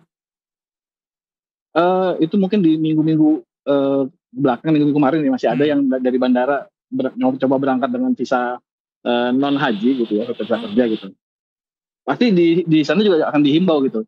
Bisa sampai sana gitu, bisa sampai Saudi, tapi tidak akan bisa mengikuti proses haji, sayang banget kan gitu. Jadi bukan suatu kesalahan, tapi sangat disayangkan ketika dia sudah mengeluarkan biaya, mengeluarkan tenaga gitu, tapi sampai sini tidak bisa ikut proses hajinya gitu. Betul. Karena udah effort sampai sana, nggak ada visa hajinya, jadi malah nggak bisa ya. Betul. Iya, tapi nggak dipulangin ya Mas ya, bukan yang kayak nggak bisa masuk. Betul. Betul. Sama seperti kemarin juga ada juga dari jemaah kita membawa rokok itu lebih dari batasnya, dia bawa sekitar 100 flop atau 1000 bungkus dibagi ke 9 koper gitu. Itu di bandara di bandara di Madinah disita rokoknya. Tapi mereka tetap bisa lanjut untuk haji karena mereka bisa haji gitu. Jadi barang yang mungkin bisa dibilang tidak sesuai aturan ya disita gitu. Bolehnya bawa berapa Mas batasnya memang kalau bawa rokok? Maksimal itu 2 slop atau 2 slop. Sekitar 2 slop itu berarti sekitar 20 bungkus ya. 20 pack. Ya, 20 bungkus ya sekitar. Kalau nggak salah, satu slop 10. Ya, Oke. Nah, karena memang di sini rokok bisa dibilang termasuk mahal. Cukup mahal ya. Mahal ya? Berapa Mas kalau boleh tahu satu packnya? Ya sekitar 100 ribuan lah. Hampir 100 ribuan. Harusnya di Indonesia segitu juga harganya. Sebenarnya, tapi banyak yang protes sih kalau itu. Kayaknya banyak sih yang protes. Tapi Mas kalau balik ke kartu nusuk ini, sebenarnya kartu nusuk ini tuh yang keluarin dari Indonesia atau dari Saudinya? Jadi kayak dari Saudi. Jadi semua warga negara itu tuh harus pakai kartu nusuk. Punya kartu nusuk. Harus punya. Wajib. Gitu. Wajib punya. Itu ada expired date-nya nggak, Mas, kartu nusuk itu? Enggak, pokoknya ya selama dia berhaji di sini dan masih di sini dia masih berlaku. Tapi nanti kalau udah pulang ya udah nggak berlaku lagi. Gitu. Sorry guys, aku kan agak awam ya soal kartu nusuk ini. Kartu nusuk ini apa sih, dipakai buat apa? Buat biar bisa masuk ke Masjidil Haram ya kan Mas, pakai kartu nusuk, betul? Ya, itu salah satunya. Dan kan nanti kan ketika proses puncak haji itu kan ada namanya tuh tiga tempat, ada Arafah, Musdalifah sama Mina. Itu kan proses haji di situ, mereka berkumpul di situ wukuf, terus ada yang bermalam juga gitu, mabit.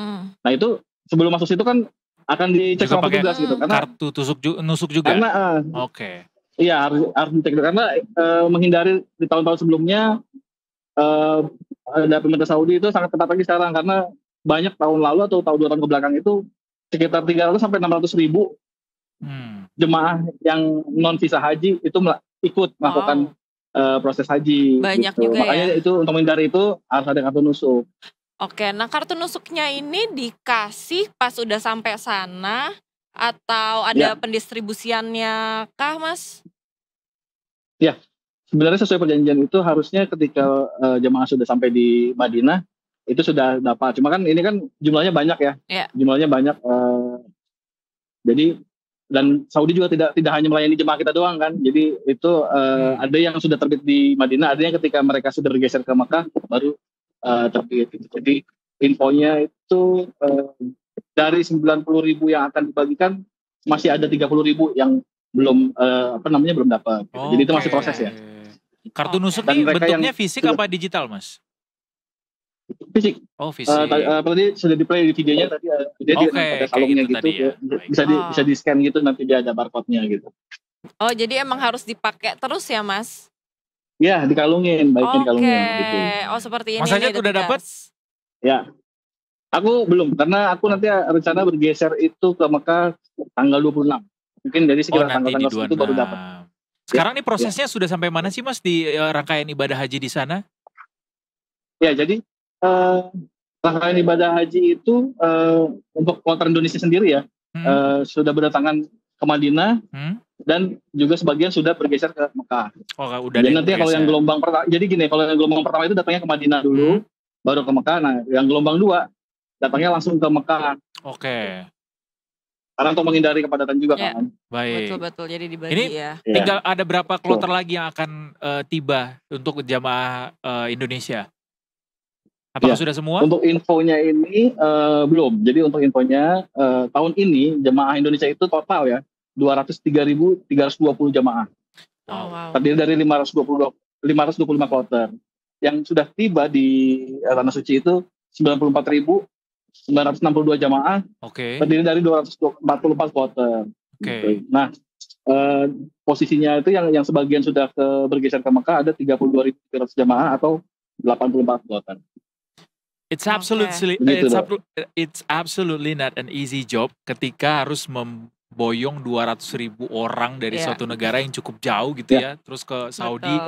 Makanya good luck, semangat buat teman-teman semua yang mengawal proses ibadah haji di sana ya. Semoga bisa dengan aman, nyaman, lancar ibadahnya begitu ya. Sampai kembali lagi ke Indonesia. Amin. Iya. Kalau himbauan yang penting untuk yang akan melaksanakan haji, ada nggak Mas kira-kira? Mungkin. Ya, dari kita sebagai petugas haji atau PPIH itu selalu mengingatkan kepada para jemaah kita gitu ya, karena kondisinya juga seperti ini, panas gitu. Jadi yang pertama adalah harus jaga kondisi dengan sering minum, bukan banyak minum ya, tapi sering minum biar terhidrasi. Ya, sering minum. Terus kalau perlu konsumsi oralit, vitamin dan buah-buahan. Itu yang buat stamina kita lah gitu. Terus jangan lupa juga selalu bawa ID, paspor, visa gitu kan, karena ketika nanti misalnya terjadi nyasar atau misalnya dia terjadi lupa jalan gitu kan, jadi ketemu petugas atau nanya orang itu bisa terlihat tuh ketika nanti kita scan ID-nya, kita bisa tahu bahwa dia nginep di hotel mana, dia dari kloter berapa, itu bisa terlihat. Baik. Jadi memudahkan. Ya. Baik. Penasaran deh Mas Ajat. Jadi makanya gimana Mas Ajat? Makanya gimana? Ya, jadi kita selalu menghimbau juga jadi kepada jemaah yang sudah tiba gitu, perlu menghafalin rutenya dia dari hotelnya mereka ke masjid gitu. Jadi paling nggak biar dia tahu gitu. Terus jangan pisah rombongan juga, karena juga kita sama-sama mengetahui banyak juga yang mungkin jemaah baru pertama kali juga datang ke Saudi gitu. Jadi paling nggak harus jangan pisah rombongan gitu kan. Terus selalu bawa alat komunikasi. Sama yang terpenting ini, jadi ketika sholat di Masjid Nabawi atau sholat di Masjid Haram, itu kita sebaiknya bawa kantong sendal. Oh, buat bawa sendalnya masuk ya Pak, Mas? Ya, jadi ketika mau sholat, sebelum masuk, sendalnya kita taruh di kantong, bawa aja masuk ke dalam, sholat gitu, nanti kita taruh di pojok-pojok dekat kita lah ya, gitu. Setelah selesai sholat, kan kadang itu kan banyak pintu, masjidnya luas, orangnya banyak, kadang kita keluar di pintu yang berbeda gitu. Makanya kalau misalnya nanti sendalnya ditaruh di depan atau sendal taruh di tempat sendal, kita keluarnya beda pintu, itu malah jadi hilang sendalnya gitu. Makanya itu tidak sedikit juga jemaah yang seperti itu kejadian. Jadi kita keluar dari masjid, kita ngeliat jemaah lagi nyeker gitu, Pak kenapa Mas sendal saya hilang, padahal sebenarnya bukan hilang, mana panas lagi keluar di pintu yang berbeda. Iya, makanya kita harus ingetin juga, karena itu panas kan ya. Jadi ketika keluar dari masjid itu kan aspalnya lumayan, jadi banyak beberapa juga kakinya agak melepuh sedikit lah gitu. Jadi bawa kantong sendalnya ya. Bawa kantong sendalnya ke dalam. Bawa kantong sendalnya ke dalam, ya lebih aware sama barang bawaan kali ya, berarti. Benar. Ya, betul. Dan nggak menutup kemungkinan juga kan orang-orang yang berangkat haji ini adalah orang yang juga baru pertama kali juga mungkin keluar negeri. Bisa nggak? Bisa, mungkin. Banyak. Banyak. Nah, jadi itu mungkin salah satu case-nya adalah ketika misalnya dia dari Lombok atau dari Madura atau dari NTB yang datang ke sini sudah mungkin pertama kali, plus dia hanya bisa bahasa daerahnya dia. Jadi kita ketemu petugas gitu mau bantu gitu, kita ketika mau tanya, "Ibu, kloter mana, rombongan mana?" Susah untuk menjawab. Dia bingung. Iya, menjawab karena dia bahasanya hanya bahasa daerahnya dia saja gitu. Makanya itu perlunya untuk tidak pisah rombongan gitu kan, bawa komunikasi dan selalu pakai ID. Jadi kalau misalnya dia tersasar, kita bisa bantu dia untuk nganterin dia pulang ke hotelnya tempat dia menginap. Mestinya itu sudah disampaikan ya sebelum pergi begitu ya. Semoga bisa dijalankan dengan baik, begitu lancar di sana ya. Amin. Terima kasih banyak Terima kasih Mas Ajat atas informasinya, lancar-lancar dan sehat-sehat selalu di sana ya. Kita nantikan laporan-laporan lainnya juga dari Mas Ajat dari proses ibadah haji tahun ini. Terima kasih Mas Ajat sekali lagi, sehat selalu. Sehat selalu Mas. Thank you. Biasanya kita ngelihat langsung di kantor, sekarang beliau ada di mana tadi? Madinah ya? Madinah apa Mekah? Masih di Mekah kan? Mekah dulu baru ke Madinah ya? Iya. Semoga ya menyusul Pocut yuk, bisa yuk. Kalau ngelihat orang kayak gitu, rasanya kayak aduh pengen lagi ada di sini juga. Gue ada sebagai muslim gue ada rasa terharunya. Dan gue tuh setiap ada temen gue yang naik haji atau umroh, gue selalu bilang kayak boleh nggak doain gue bakalan kesana sama kesana juga, jodoh gue. Gitu. Amin ya. It's gonna happen. Amin. Anyway, kita akan kembali lagi saat lagi di Tikers karena kita disuruh break sama produser kita, nggak tahu mau ngapain ini. Kenapa sih break cepet-cepet? Kita kan masih mau ngobrol. Iya kan mau ngobrol. Break nggak? Ya udah deh, break aja. Break aja. Ada break? Nggak ada. Sesaat lagi di Tikers, tetap di sore. Gak cuma hore-hore.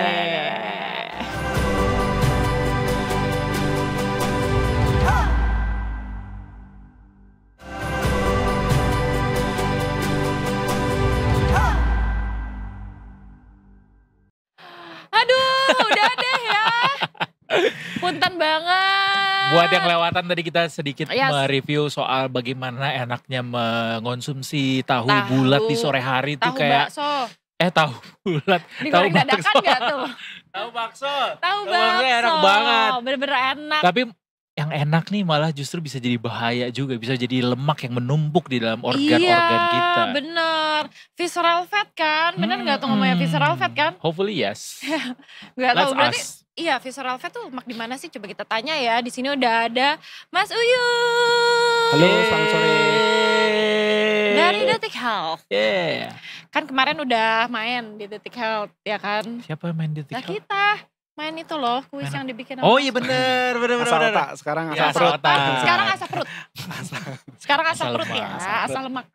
Kenapa kita bahas visceral fat? Karena kemarin sempat disinggung-singgung sama Pak Menkes tadi gitu, udah sempat mention ya Cut ya. Iya, kalau misalkan di atas 33 sampai 34 itu nanti lebih cepat meninggoy. Menghadap IME. Which is true ya Mas? Sebenarnya. Ada benarnya sebenarnya. Ada benarnya. Salahnya apa? Salahnya ya vulgar aja sih. Maksudnya banyak kesentil salahnya juga. Terlalu vulgar ya. Terlalu ekstrim vulgar. ya. Terlalu ekstrim. Tapi sebenarnya. Kesannya kan kayak mendoakan gitu kan. Buat kesannya, kedengerannya. Buat yang baper. Tapi opini dari saya tadi. Memang perlu takut-takutin. Bukan ditakut-takutin Mas. Perlu dikomunikasikan dengan cara-cara seperti ini. Biar orang tuh melek gitu. Bahwa ternyata selama ini aku dekat pada yang kuasa. Ternyata sudah dekat ya, sudah setengah jalan. Iya kan? Gak sih Mas? Karena orang-orang tuh suka abai gitu sama lingkaran perut. Betul. Ya, visceral fat. Mestinya iya ya, maksudnya ya mungkin semua cara dilakukan. Ada yang sefrontal itu komunikasi yang lebih halus juga dilakukan. Nah kebetulan aja yang ini di depan publik jadinya gaduh. Ya, cara komunikasi karena nggak semua orang juga bisa kan menerima komunikasi yang seperti itu gitu kan. Jadi ada yang baperan, ada yang ya kita nggak tahu ya kondisi masing-masing orang. Mungkin dia sudah berusaha sekian sebegitu kuatnya, begitu seriusnya berusaha, tapi juga kesusahan tiba-tiba dikatain seperti itu gitu kan, merasa kayak apa sih gitu. Oh iya bener sih. Iya sih, kayak tapi benerkah kalau orang tuh suka abai gitu sama ukuran lingkar perutnya, sama visceral fat ya, itu? Bisa nggak kan, ada juga yang memang iya merasa udah olahraga tapi kalau tetap gini karena emang nggak gampang gitu, buat sebagian orang itu nggak gampang. Nah ada juga yang memang abai, jadi memang ya bodo amat kan, hidup cuma sekali gitu kan. Oh betul. YOLO. Nah, itu yang sehat, yang bugar gitu tiba-tiba kolaps juga banyak kan. Maksudnya kita juga sering bahas kayak gitu. Ada juga yang seperti itu. Oke, tapi visceral fat itu berarti nih di sekitaran mana nih? Mana sih? Di banyak tempat sih di kan? visceral fat itu yang nempel di organ. Visceral itu apa namanya? Artinya itu rongga tubuh, jadi rongga perut lah gampangnya, rongga perut. Nah, ya kalau dilihat dari lokasinya, lemak itu gampangnya dibagi menjadi dua jenis subkutan. Subkutan itu di bawah kulit. Itu yang bikin orang kelihatan bergelambir atau cabi kayak gitu. Itu yang subkutan. Terus yang sebenarnya lebih berbahaya, lebih berhubungan dengan risiko penyakit, itu justru yang nggak kelihatan. Orang kelihatannya kurus mungkin, mukanya mungkin tirus, tapi perutnya blegenduk, ya masih blegenduk, pokoknya beda sendiri. Nah itu justru ketika lemak-lemaknya ada di organ dalam perut, jadi utamanya di hati, terus di jantung juga ada, di paru-paru juga ada. Nah lemak-lemak yang ada di organ-organ dalam itu justru yang lebih berbahaya karena berhubungan juga dengan lemak yang ada di pembuluh darah. Plus juga mengganggu fungsi organnya itu sendiri. Jadi kalau ibaratnya mesin ya mungkin gearboxnya karaten atau apa gitu.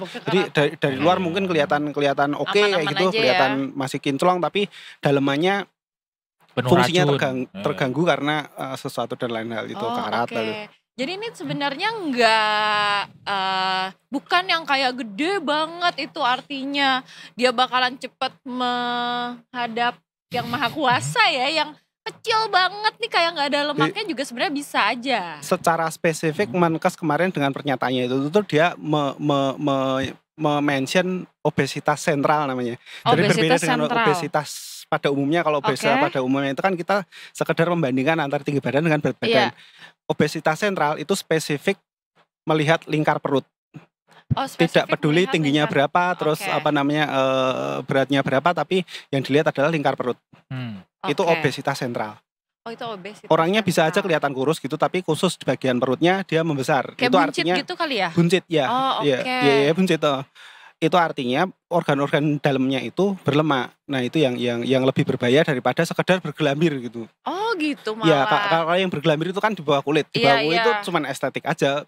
Mostly cuman estetik gitu. Cuman kalau yang lemaknya ada di dalam badan, di dalam organ-organ dalam, itu mengganggu fungsi dan berhubungan juga dengan lemak yang ada di pembuluh darah. Pembuluh darah ya berarti dampaknya stroke, jantung segala macam gitu.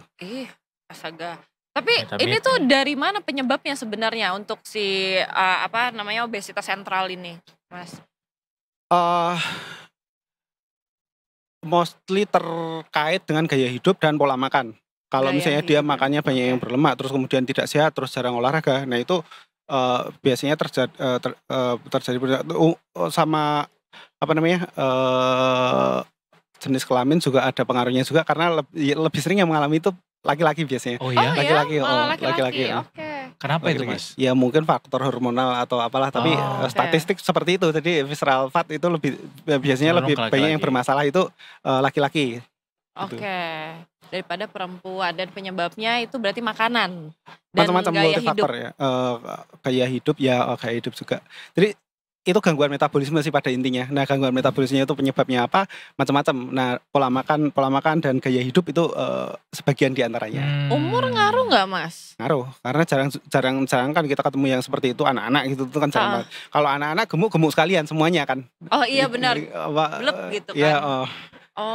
Kalau yang cuma perutnya doang itu ya, kalau nggak busung lapar atau apa gitu pasti ada sesuatu yang serius kalau sampai pada anak-anak seperti itu. Oh gitu. Itu kalau misalkan kayak gitu ada vitaminnya atau apa nggak sih supaya bisa kerja lebih ekstra, pasti olahraga dan dibantu vitamin gitu mungkin Mas? Itu teknis banget. Yang jelas itu diperbaiki metabolismenya dengan cara apa ya macam-macam. Ya salah satunya rajin olahraga gitu kan salah satu upaya untuk memperbaiki metabolisme kan. Kalau misalnya kita terlalu banyak diem ya mesinnya parkir kan, misalnya nggak pembakaran segala macam itu nggak normal gitulah intinya. Olahraga, pola makan gitu, terlalu banyak lemak gitu kan. Alkohol juga itu sangat ini, makanya kalau di dalam media di media yang berbahasa Inggris istilahnya beer belly, orang yang sering ngebir segala macam itu, minuman beralkohol itu faktor risiko juga untuk perlemakan hati, bagian dari organ dalam juga kan. Tapi sebenarnya angka obesitas di Indonesia tuh sebenarnya banyak nggak sih Mas? Banyak. Tinggi nggak? Seberapa tinggi? Meningkat sih yang pasti. Oh, Banyak meningkat. atau enggak ya relatif itu meningkat. Tapi yang pasti dari kita kan ukurannya dari riset kesehatan dasar. Sekarang namanya survei kesehatan Indonesia. Itu dari tahun ke tahun meningkat. Ya macam-macam sih faktor gaya hidup terutama karena berbagai kemudahan teknologi. Kita mau jajan nggak harus jalan kaki, nggak harus naik angkot, tinggal gini ya. diri gitu udah dapat Yang pada gitu. Terus akhirnya juga membebani negara dengan BPJS Nah, kesehatannya. Si perilaku. itu ya, angka obesitas sentral beda lagi. Tapi ya sama sih profilnya juga. Ya. Nah, Mas Uyung, aku mau ngasih sekalian juga informasi buat detikers tadi. Gue lumayan tertarik dengan artikel yang disematin tadi di layar. 13 tanda kelebihan berat badan. Sesak Oke. napas, suka sesak napas, berat badan melebihi batas normal, kelelahan kronis, mendengkur, Oh. GERD, nyeri sendi, tekanan Oke. darah tinggi. Nih penting nih tekanan darah tinggi nih. Masalah kulit, perut buncit, lingkar perut yang berlebih, sakit punggung, varises, dan siklus menstruasi tidak teratur. Untuk perempuan ya. Kayaknya semuanya ada di gua deh. Siklus menstruasi enggak, Oh, kecuali kecuali itu untuk perempuan iya ya. benar. Tapi gimana cara kita tahu berat badan ideal kita? Ngitungnya tuh gimana? Mungkin detikers di sini ada yang belum tahu gimana caranya. Ngitungnya gimana, Mas? Banyak alatnya sih sekarang, timbangan digital yang pakai impedansi itu kan bisa untuk mengukur juga. Katanya tinggi badan tuh dikurangi 100. Simpelnya sih ya itu tinggi badan dibagi berat badan kuadrat. Kok berat badan kuadrat? Iya, berat badan kuadrat. Coba gimana? Kembali berat badan Berat badan dibagi tinggi badan kuadrat dalam meter. Jadi meter persegi. Nggak bisa ini. Alah, ada kok kalkulator di Iya ada benar, kalkulator BMI-nya gampang ditinggalin. ada Berat kalkulator badan BMI. dibagi tinggi badan dikali. Dibagi tinggi Tinggi badan. lagi. Tunggu. Tinggi badan. Berat badan dibagi tinggi badan. Kuadrat. Ya, Ya, Kalau dikurang 100 dikurang dikali 100 kalau laki-laki 10, kalau perempuan 15%. 15%. Apa itu? Berapa? Minus 4. Kenapa? Minus 14. Mas kenapa minus? Enggak, karena Ada, itu salah. ada Ini kalkulator BMI, nggak usah ini pusing-pusing. kan Oh kurung. ada kalkulatornya kok. Ada tuh kurung, buka kurung, Sering-sering buka baju tuh ya. kurung. Coba lihat Ya udah, selain daripada itu juga kita bahas lagi soal visceral fat ini ya kan. Banyak orang yang mungkin tidak menyadari dengan melihat ukuran celana itu jadi salah satu tanda gitu bahwa kita ini udah obesitas nih gitu. Lebih spesifik obesitas sentral sih kalau yang kaitannya dengan ukuran celana. Jadi obesitas itu kan kalau obesitas secara umum itu kan rasio antar tinggi badan dengan berat badan. Jadi itu orang berat badannya tinggi belum tentu obesitas kalau memang tinggi badannya tinggi. Oke, ya, betul. Jadi rasio seperti itu. Tapi ada juga itu standarnya juga, itu pun standarnya juga sebenarnya bervariasi antara ras Kaukasian dengan Asia itu berbeda. Jadi batasannya, cut off-nya kalau obesitas itu di angka berapa itu berbeda ras. Kemudian untuk anak-anak juga batasannya juga berbeda lagi. Tapi kurang lebih seperti itu. Kita melihat perbandingan antara tinggi badan dengan berat badan. Nah, itu punya kelemahan kalau kaitannya dengan faktor risiko. Penghitungan berat badan dengan membandingkan tinggi badan dengan berat badan itu tidak memperhitungkan komposisi massa tubuh. Teman-teman yang sering nimbang komposisi massa tubuh pasti paham. Ada persentase lemak segala macam kayak gitu. Orang-orang yang sangat berotot misalnya, orang yang sering latihan beban kayak gitu, kadang-kadang dia terukur obesitas kalau dengan rumus itu. Tapi ketika dicek komposisi massa tubuhnya, ototnya lebih banyak daripada lemak. Nah, itu nggak bisa dibilang itu obesitas. Enggak, tetap obesitas kalau berdasarkan itu tadi, perhitungan itu tadi. Tapi nggak bisa dibilang juga dia berisiko lebih berisiko kayak gitu. Karena bugar banyakannya massa ototnya soalnya. Iya, jadi kayak yang binaraga segala macam kayak gitu kan sebenarnya nggak bisa juga dibilang itu, karena lemaknya juga kan tipis banget kan, kering gitu loh, kering. Jadi acuannya apa dong? Ada acuan lain selain berat indeks massa tubuh itu, body mass index itu, yaitu lingkar perut. Nah, lingkar perut itu yang mengindikasikan obesitas sentral. Kalau laki-laki lebih dari 90 cm lingkarnya, lingkar perut ya. Itu obesitas sentral. Saya ada itu tidak peduli tinggi badan, berat badan segala macam itu. Itu obesitas sentral namanya. Lingkar perut. Lingkar perut. Lingkar perut. Oke. Kadang-kadang orangnya kurus tapi perutnya besar kayak gitu. itu obesitas sentral. Nah, obesitas yang secara umum tadi selain pada binaraga juga kadang-kadang ada anomali ketika orang kelihatannya kurus, tapi kalau misalnya ditimbang pakai yang impedansi itu tadi, lemaknya tinggi. Jadi kayak dia kurus tapi lemak semua gitu loh. Nah, itu juga nggak sehat. Tidak lebih sehat daripada yang obesitas tapi otot semua gitu. Oh iya. Gitu. Tadi kalau perempuan berapa, Mas? Lingkar perut. Lingkar perut. Berapa ya? 80 kalau nggak salah, 80. Oh, oke. Aman. Saya 73. Jauh dari kata berbahaya ya. Enggak dong, itu enggak, dikit lagi. Harus hati-hati. Ya. Kalau mau nurunin berat badan idealnya makan apa, Mas? Makan apa aja?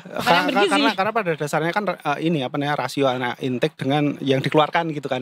Kalau misalnya kalorinya lebih banyak yang masuk daripada yang dikeluarkan, ya dia akan meningkat. Jadi defisit kalori aja.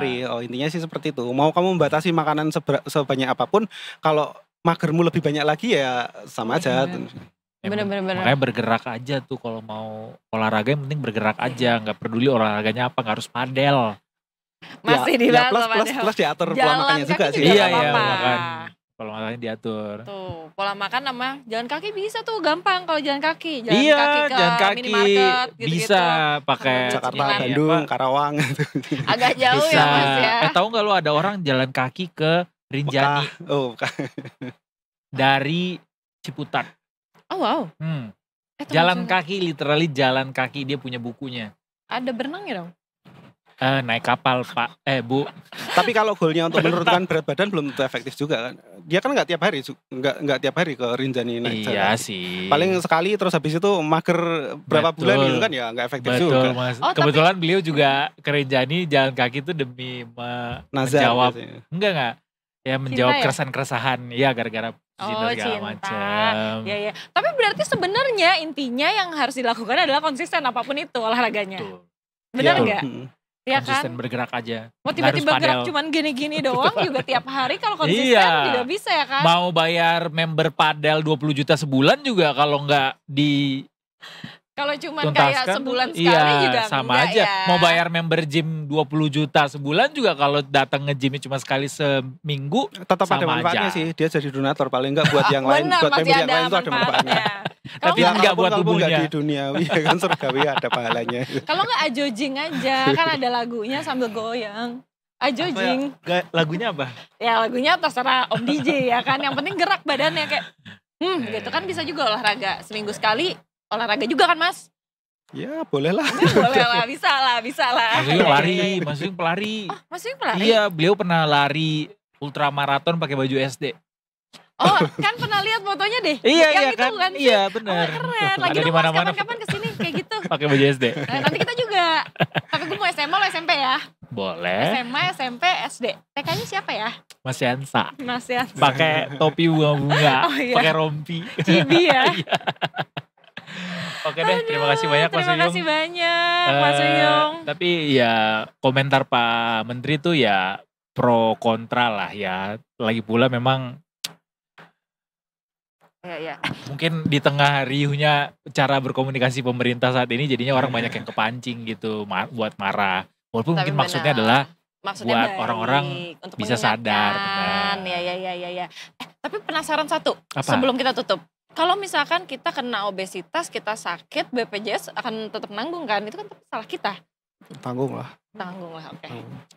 Aman ya. Jadi abis ini makan bakso tahu. Iya, 10. Nanti diganti dengan bakar kalorinya lebih banyak ya. Betul, oke, siap kalau gitu. Abis ini setelah kita bakar kalori dengan berdiskusi cukup panjang dengan Mas Uyung, kita akan bakar kalori dengan angka-angka. Dengan angka. Ya. Sesaat lagi tetap di Detik Sore. Nggak cuma hore-hore.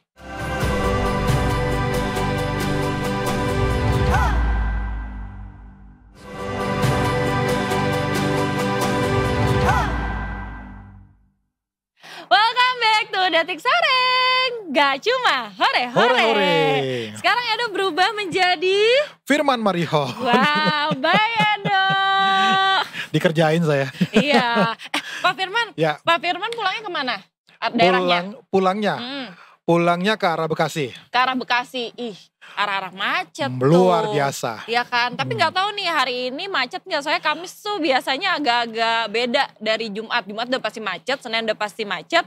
Nah hari selain itu tuh kita nggak tahu nih, makanya kita mau tanya Ibda Syahara. Halo Ibda Syahara.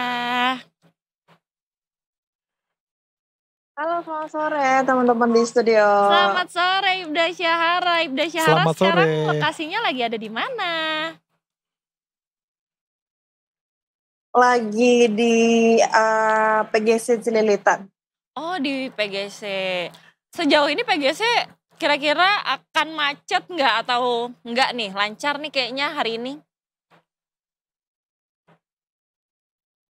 Kalau menurutku dan prediksinya ya, ke arah Kramajati, Pondok Gede, ke sana bakalan macet sih.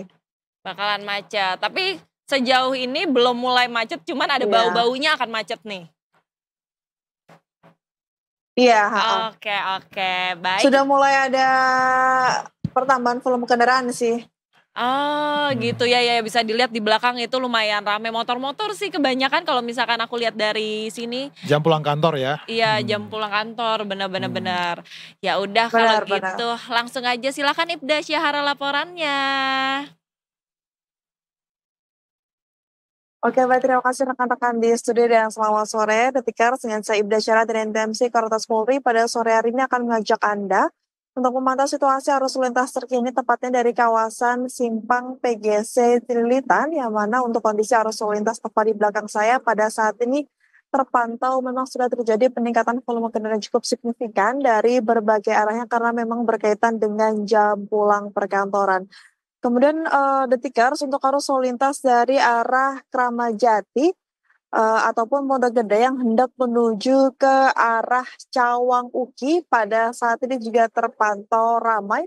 Ketersediaan menjelang traffic light, namun selepasnya kendaraan masih dapat melaju dengan kecepatan normal. Sementara Detikers untuk arus lalu lintas dari arah sebaliknya, yaitu dari arah Cawang Uki yang hendak menuju ke arah Kramajati pada saat ini juga terpantau telah terjadi peningkatan volume kendaraan yang cukup signifikan karena memang berkaitan dengan jam pulang perkantoran. Kami mengucapkan terima kasih kepada Anda, para pengendara yang telah berhenti di belakang garis stop dan tetap melakukan hak berjalan kaki demi keselamatan diri Anda pribadi dan juga pengendara lainnya. Dan kami juga menghimbau kepada Anda, para pengendara, agar tetap berada pada lajur Anda dengan tidak menggunakan alasan terburu-buru agar dapat menerobos pada jalur busway karena hal tersebut dapat membahayakan diri Anda. Kemudian Detikers untuk arus lalu lintas dari arah Halim yang hendak menuju ke arah Jalan Dewi Sartika ataupun Kalibata pada saat ini juga terpantau sudah terjadi peningkatan volume kendaraan namun masih terbilang lancar. Sedangkan penjelang traffic light namun selepasnya kendaraan masih dapat melaju dengan kecepatan normal. Sementara Detikers untuk arus lalu lintas dari arah Jalan Dewi Sartika ataupun Kalibata yang hendak menuju ke arah Halim pada saat ini terpantau ramai namun masih terbilang lancar. Sementara untuk arus lalu lintas dari arah Jalan Dewi Sartika yang hendak berbelok ke arah kanan menuju ke arah Kramajati ataupun Pondok Gede pada saat ini juga terpantau telah terjadi peningkatan volume kendaraan cukup signifikan. Kami menghimbau kepada Anda, para pengendara, agar tetap bersabar saat menunggu antrian kendaraan tetap berada pada jalurnya masing-masing. Kami tak lupa juga mengingatkan kepada Anda, para pengguna jalan khususnya roda 2, agar untuk selalu menggunakan helm yang berstandar SNI demi keselamatan diri Anda. Dan tak lupa juga kami selalu menghimbau kepada Anda, para pengguna jalan roda 2 ataupun roda 4, agar kembali mengecek surat-surat kendaraan Anda sebelum melaksanakan perjalanan dan pastikan kondisi dari diri Anda dalam keadaan yang prima sebelum melaksanakan perjalanan. Dan Detikers, bagi Anda yang ingin mengetahui seputar informasi arus lalu lintas terkini, Anda bisa menghubungi layanan call center kami di 15669 ataupun Desma Center di 9119. Pelanggaran saya persilakan, keselamatan untuk kemanusiaan, inspektif dan salam presisi. Demikian Ibda Syahara melaporkan kembali bersama dengan rekan-rekan di studio, silakan. Baik, terima kasih banyak Ibda Syahara laporannya. Ada nggak arah Pak Firman nih? Arah-arah pulang dari tadi situ? Biasanya kalau pergi kantor ke Nagage saya pasti lewat situ. Macetnya luar biasa. Macetnya luar biasa ya kan, daerah-daerah situ. Oke, kalau gitu terima kasih banyak Ibda Syahara. Selamat bertugas kembali, selamat sore. Selamat bertugas, Mbak. Terima kasih, selamat sore. Begitu, tadi kita udah lihat-lihat ya kan, lalu lintas. Sekarang kita mau melihat konsep risk and return dalam investasi. Ya kan, karena kita udah sama Pak Firman, berarti kita akan ngomongin tentang investasi, ya kan. Kalau boleh dijelasin awamnya risk and return, itu kalau misalnya bisa dijabarkan dengan... Oh, ini ada. Ini ada nih. Assalamualaikum. Tiba-tiba muncul. Mau bahas investasi katanya. Iya. Ada bintang tamunya? Siapa? Belum ada?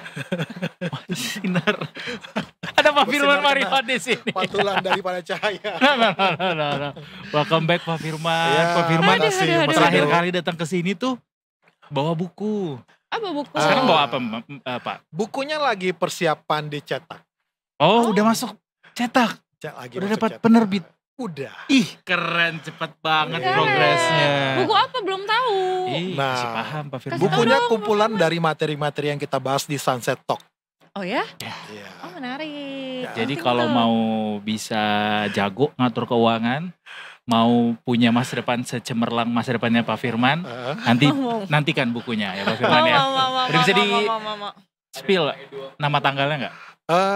Tanggalnya ya.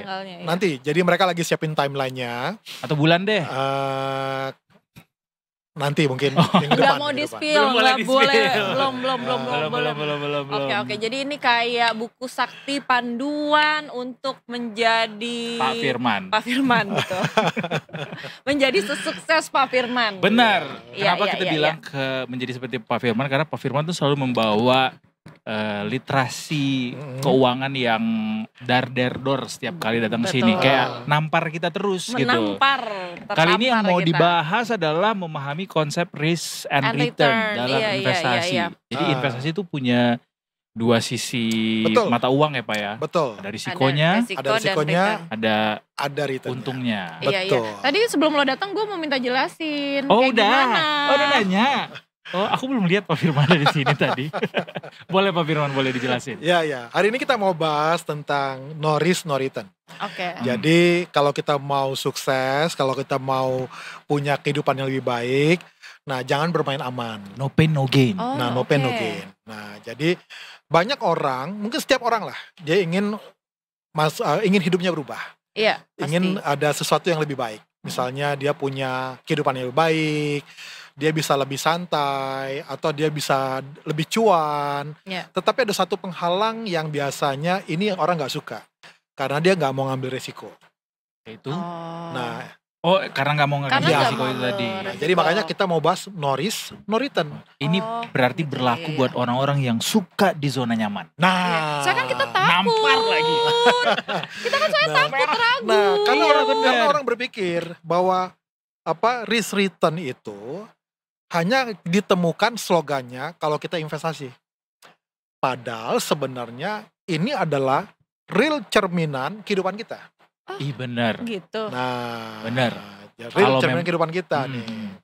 Jadi kalau misalnya kita investasinya main aman, berarti kita kehidupannya suka yang di zona nyaman. Nah, bisa. Kayak gitu. Nah, umumnya orang mengaitkan kata risk return slogan ini dengan investasi aja. Sebenarnya enggak. Dalam kehidupan kita ini cerminan juga bahwa kalau misalnya gini, ambil contoh. Misalnya saya ingin sesuatu yang lebih. Tetapi saya nggak mau ambil resiko. Pertanyaannya, mungkinkah saya dapat yang lebih? Enggak dong. Misalnya saya ingin hidup yang lebih, misalnya naik kelas, ada suatu tantangan yang baru. Atau naik kelas lah. Tapi saya nggak mau ikut ujian. Kita ambil misalnya dari kelas 5, 1 SMA ke 2 SMA. Tapi nggak mau ikut ujian. Bisa nggak naik kelas? Nggak bisa. Mau gaji banyak. Nah, mau gaji banyak. Tinggi. Gitu. Gaji tinggi. Tetapi dia ya nggak mau terima tantangan. Nah, jadi risk return itu bukan slogan di dunia investasi. Tapi risk return itu juga cerminan dalam kehidupan kita. Okay. Nah, sekarang pertanyaannya, kenapa sih orang tidak mau mengambil resiko atau suka bermain aman? Iya. Yang pertama, karena dia takut gagal. Betul, kebanyakan itu sih takut gagal. Nah, itu alasan pertama. Karena dia bilang kegagalan itu sesuatu yang memalukan. Padahal siapa sih yang gak pernah gagal? Siapa? Nah, Pak Firman aja pernah gagal. Pasti. Oh ya? Setiap kita pasti gagal. Nah, kita ambil contoh Thomas Alva Edison. Ya. Kita tahu kan penemu lampu ini, lampu pijat. Ya. Lampu ini guys. Itu sampai ribuan kali katanya. Ada yang bilang 999, ada yang bilang 1000-an, ada yang bilang 10.000. Dia bilang apa? Saya tidak gagal. Cuma saya baru menemukan 10.000 cara yang tidak benar. That's baru how great his mindset is. Cara yang tidak benar. Jadi dia ngambil POV-nya beda. Bukan dari kegagalan justru. Betul. Nah, jadi kalau orang takut gagal, pertanyaannya ya dia gak akan bisa berubah. Jadi kalau bicara risk return itu bukan soal slogan di investasi, tapi itu slogan atau cerminan real dalam kehidupan kita. Jadi kalau misalnya kita gak mau mengambil resiko, kita gak akan kemana-mana. Artinya Pak Firman mau bilang, kalau lo mau berubah, berarti lo harus ngorbanin sesuatu. Betul, harus berani bayar harga. Harus berani bayar harga. Nah, itu contoh lampu yang kita nikmati hari ini, Thomas Alva Edison, dia mindsetnya bilang apa? Saya tidak gagal, tetapi saya baru menemukan 10.000 yang tidak benar. Gokil. Nah, Walt Disney. Walt Disney itu adalah orang yang dikeluarkan, dipecat dari tempat dia bekerja di surat kabar. Karena dinilai dia tidak imajinatif dan tidak kreatif. Nah, akhirnya karena dia dipecat, lalu akhirnya dia buat studio tuh. Ya, dan studio pertamanya gagal. Tetapi dia menemukan karakter Mickey Mouse yang melegenda saat ini. And the rest is history. Betul. Coba, kalau misalnya dia udah gagal, dipecat, lalu studio yang pertama juga gagal, dia berhenti, nggak akan ada Mickey Mouse yang sekarang. Benar. Kalau Kolonel Sanders menyerah di usia 50-an, kita tidak menemukan KFC. Ayam seenak yang itu. Yang itu nggak boleh nyebut namanya. Michael Jordan. Benar. Nah, Michael Jordan dia tidak diterima di klub basket di tempat dia sekolah loh. Nah, tetapi apa yang dia lakukan? Dia berlatih lebih keras. Benar. Nah, untuk apa? Untuk akhirnya dia jadi pemenang NBA yang sampai berapa kali? 6 kali kalau nggak salah ya. Nah, jadi kita bisa melihat. Jadi yang kita tangkap di sini apa?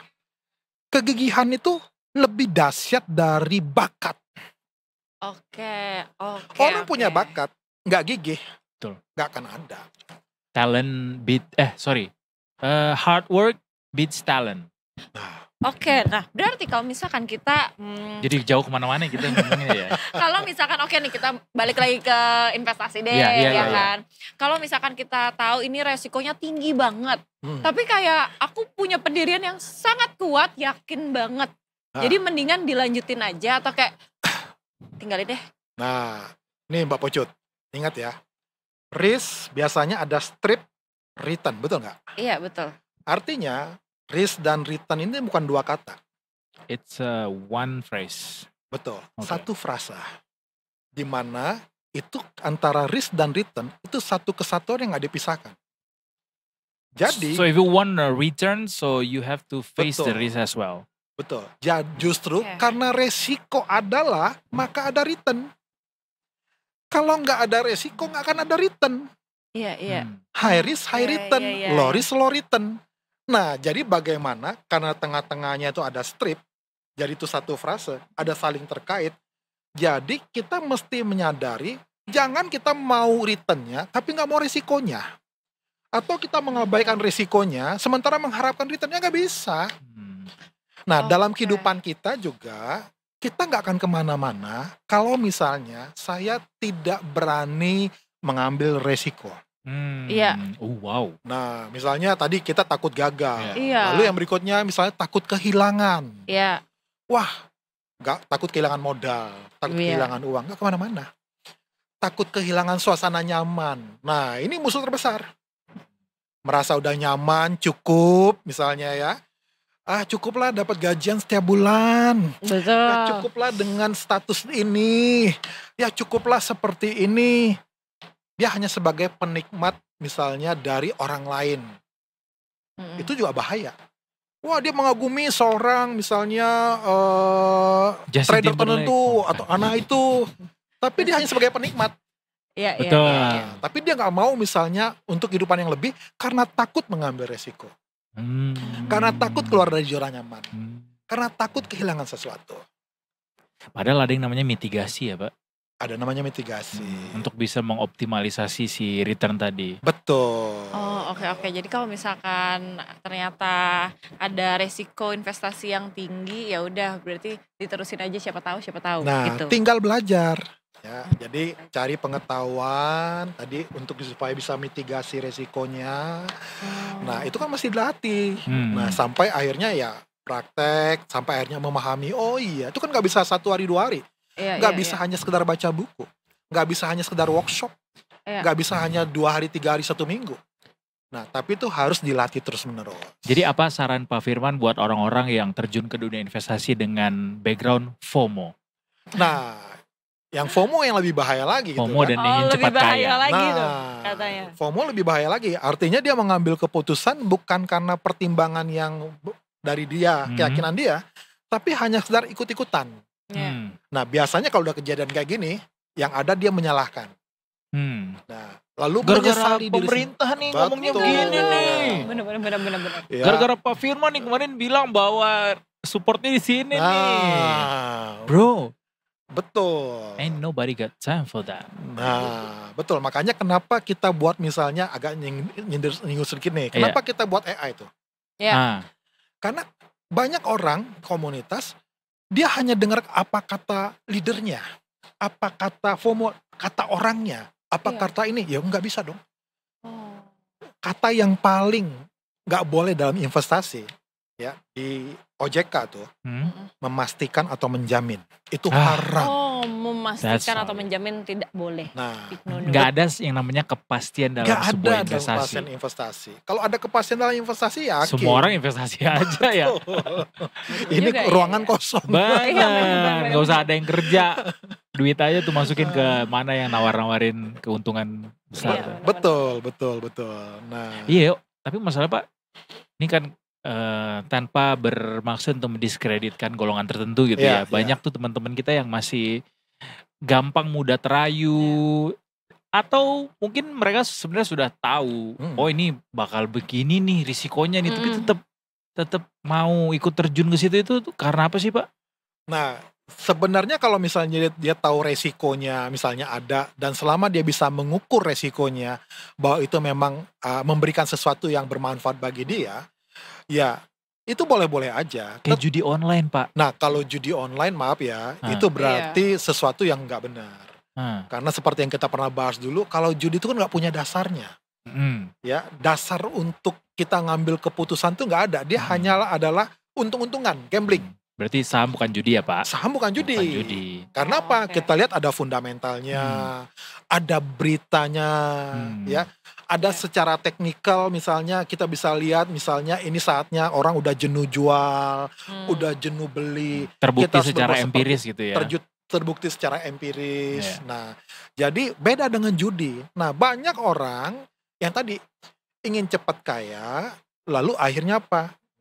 Nah, contoh tadi saya bicara nih dengan kru di Detikers, Detik Sore. Tanya tentang silver. Silver, perak. Silver yang lagi harga emas naik tinggi gitu kan. Nah, lalu ini saatnya beli silver. Nah, salah nggak? Nggak salah. Tapi apa itu benar? Belum tentu. Nah, caranya gimana? Kita harus lakukan exercising. Apa dasarnya dia naik gitu loh. Nah, jangan gara-gara harga emas udah naik banget, lalu akhirnya kita berpikir, dah beli silver. Berpikir harganya akan naik sama seperti nanti emas. Nanti dulu. Kalau emas lain cerita.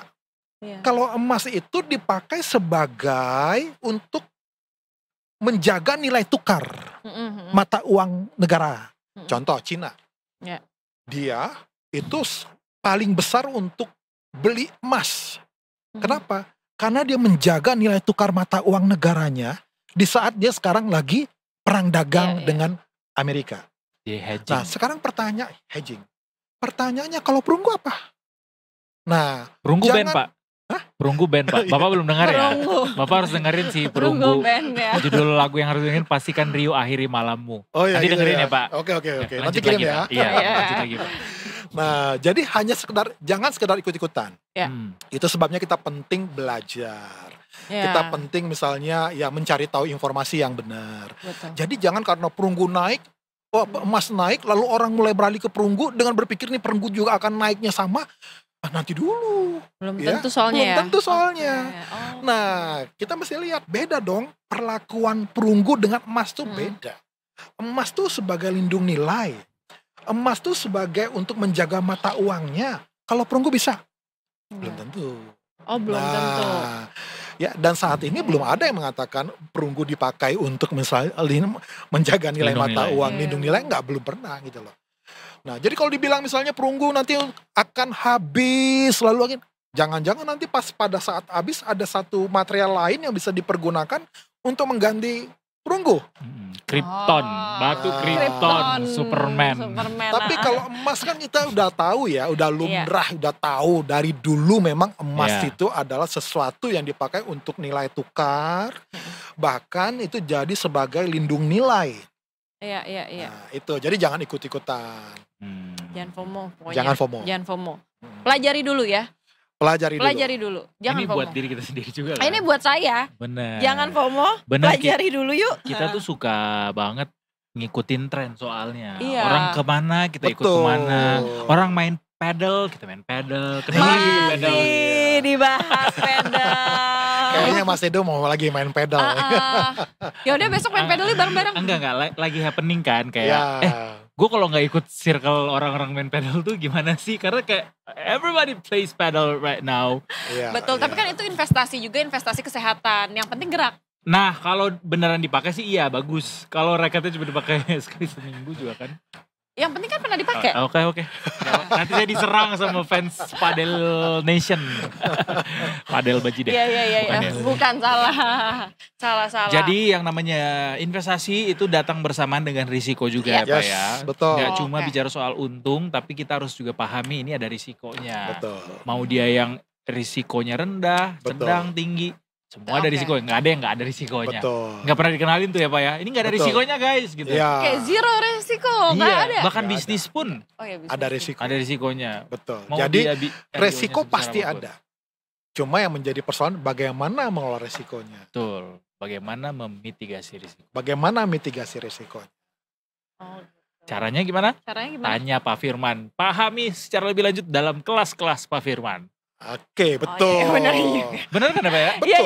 Nanti mulai bulan Juni nanti, minggu kedua, itu ikutin di Detik Course. Oh ada Detik Course. Ini yang restoran seafood ini? Bukan. Itu Hemkos. Bukan ya? Detik Course ya? Nanti Detik akan lakukan secara rutin setiap bulan. Ada Pak Firman juga di sana. Ih, jadi dosen sekarang. Jadi dosen keren. Alumni Detik Sore bangga.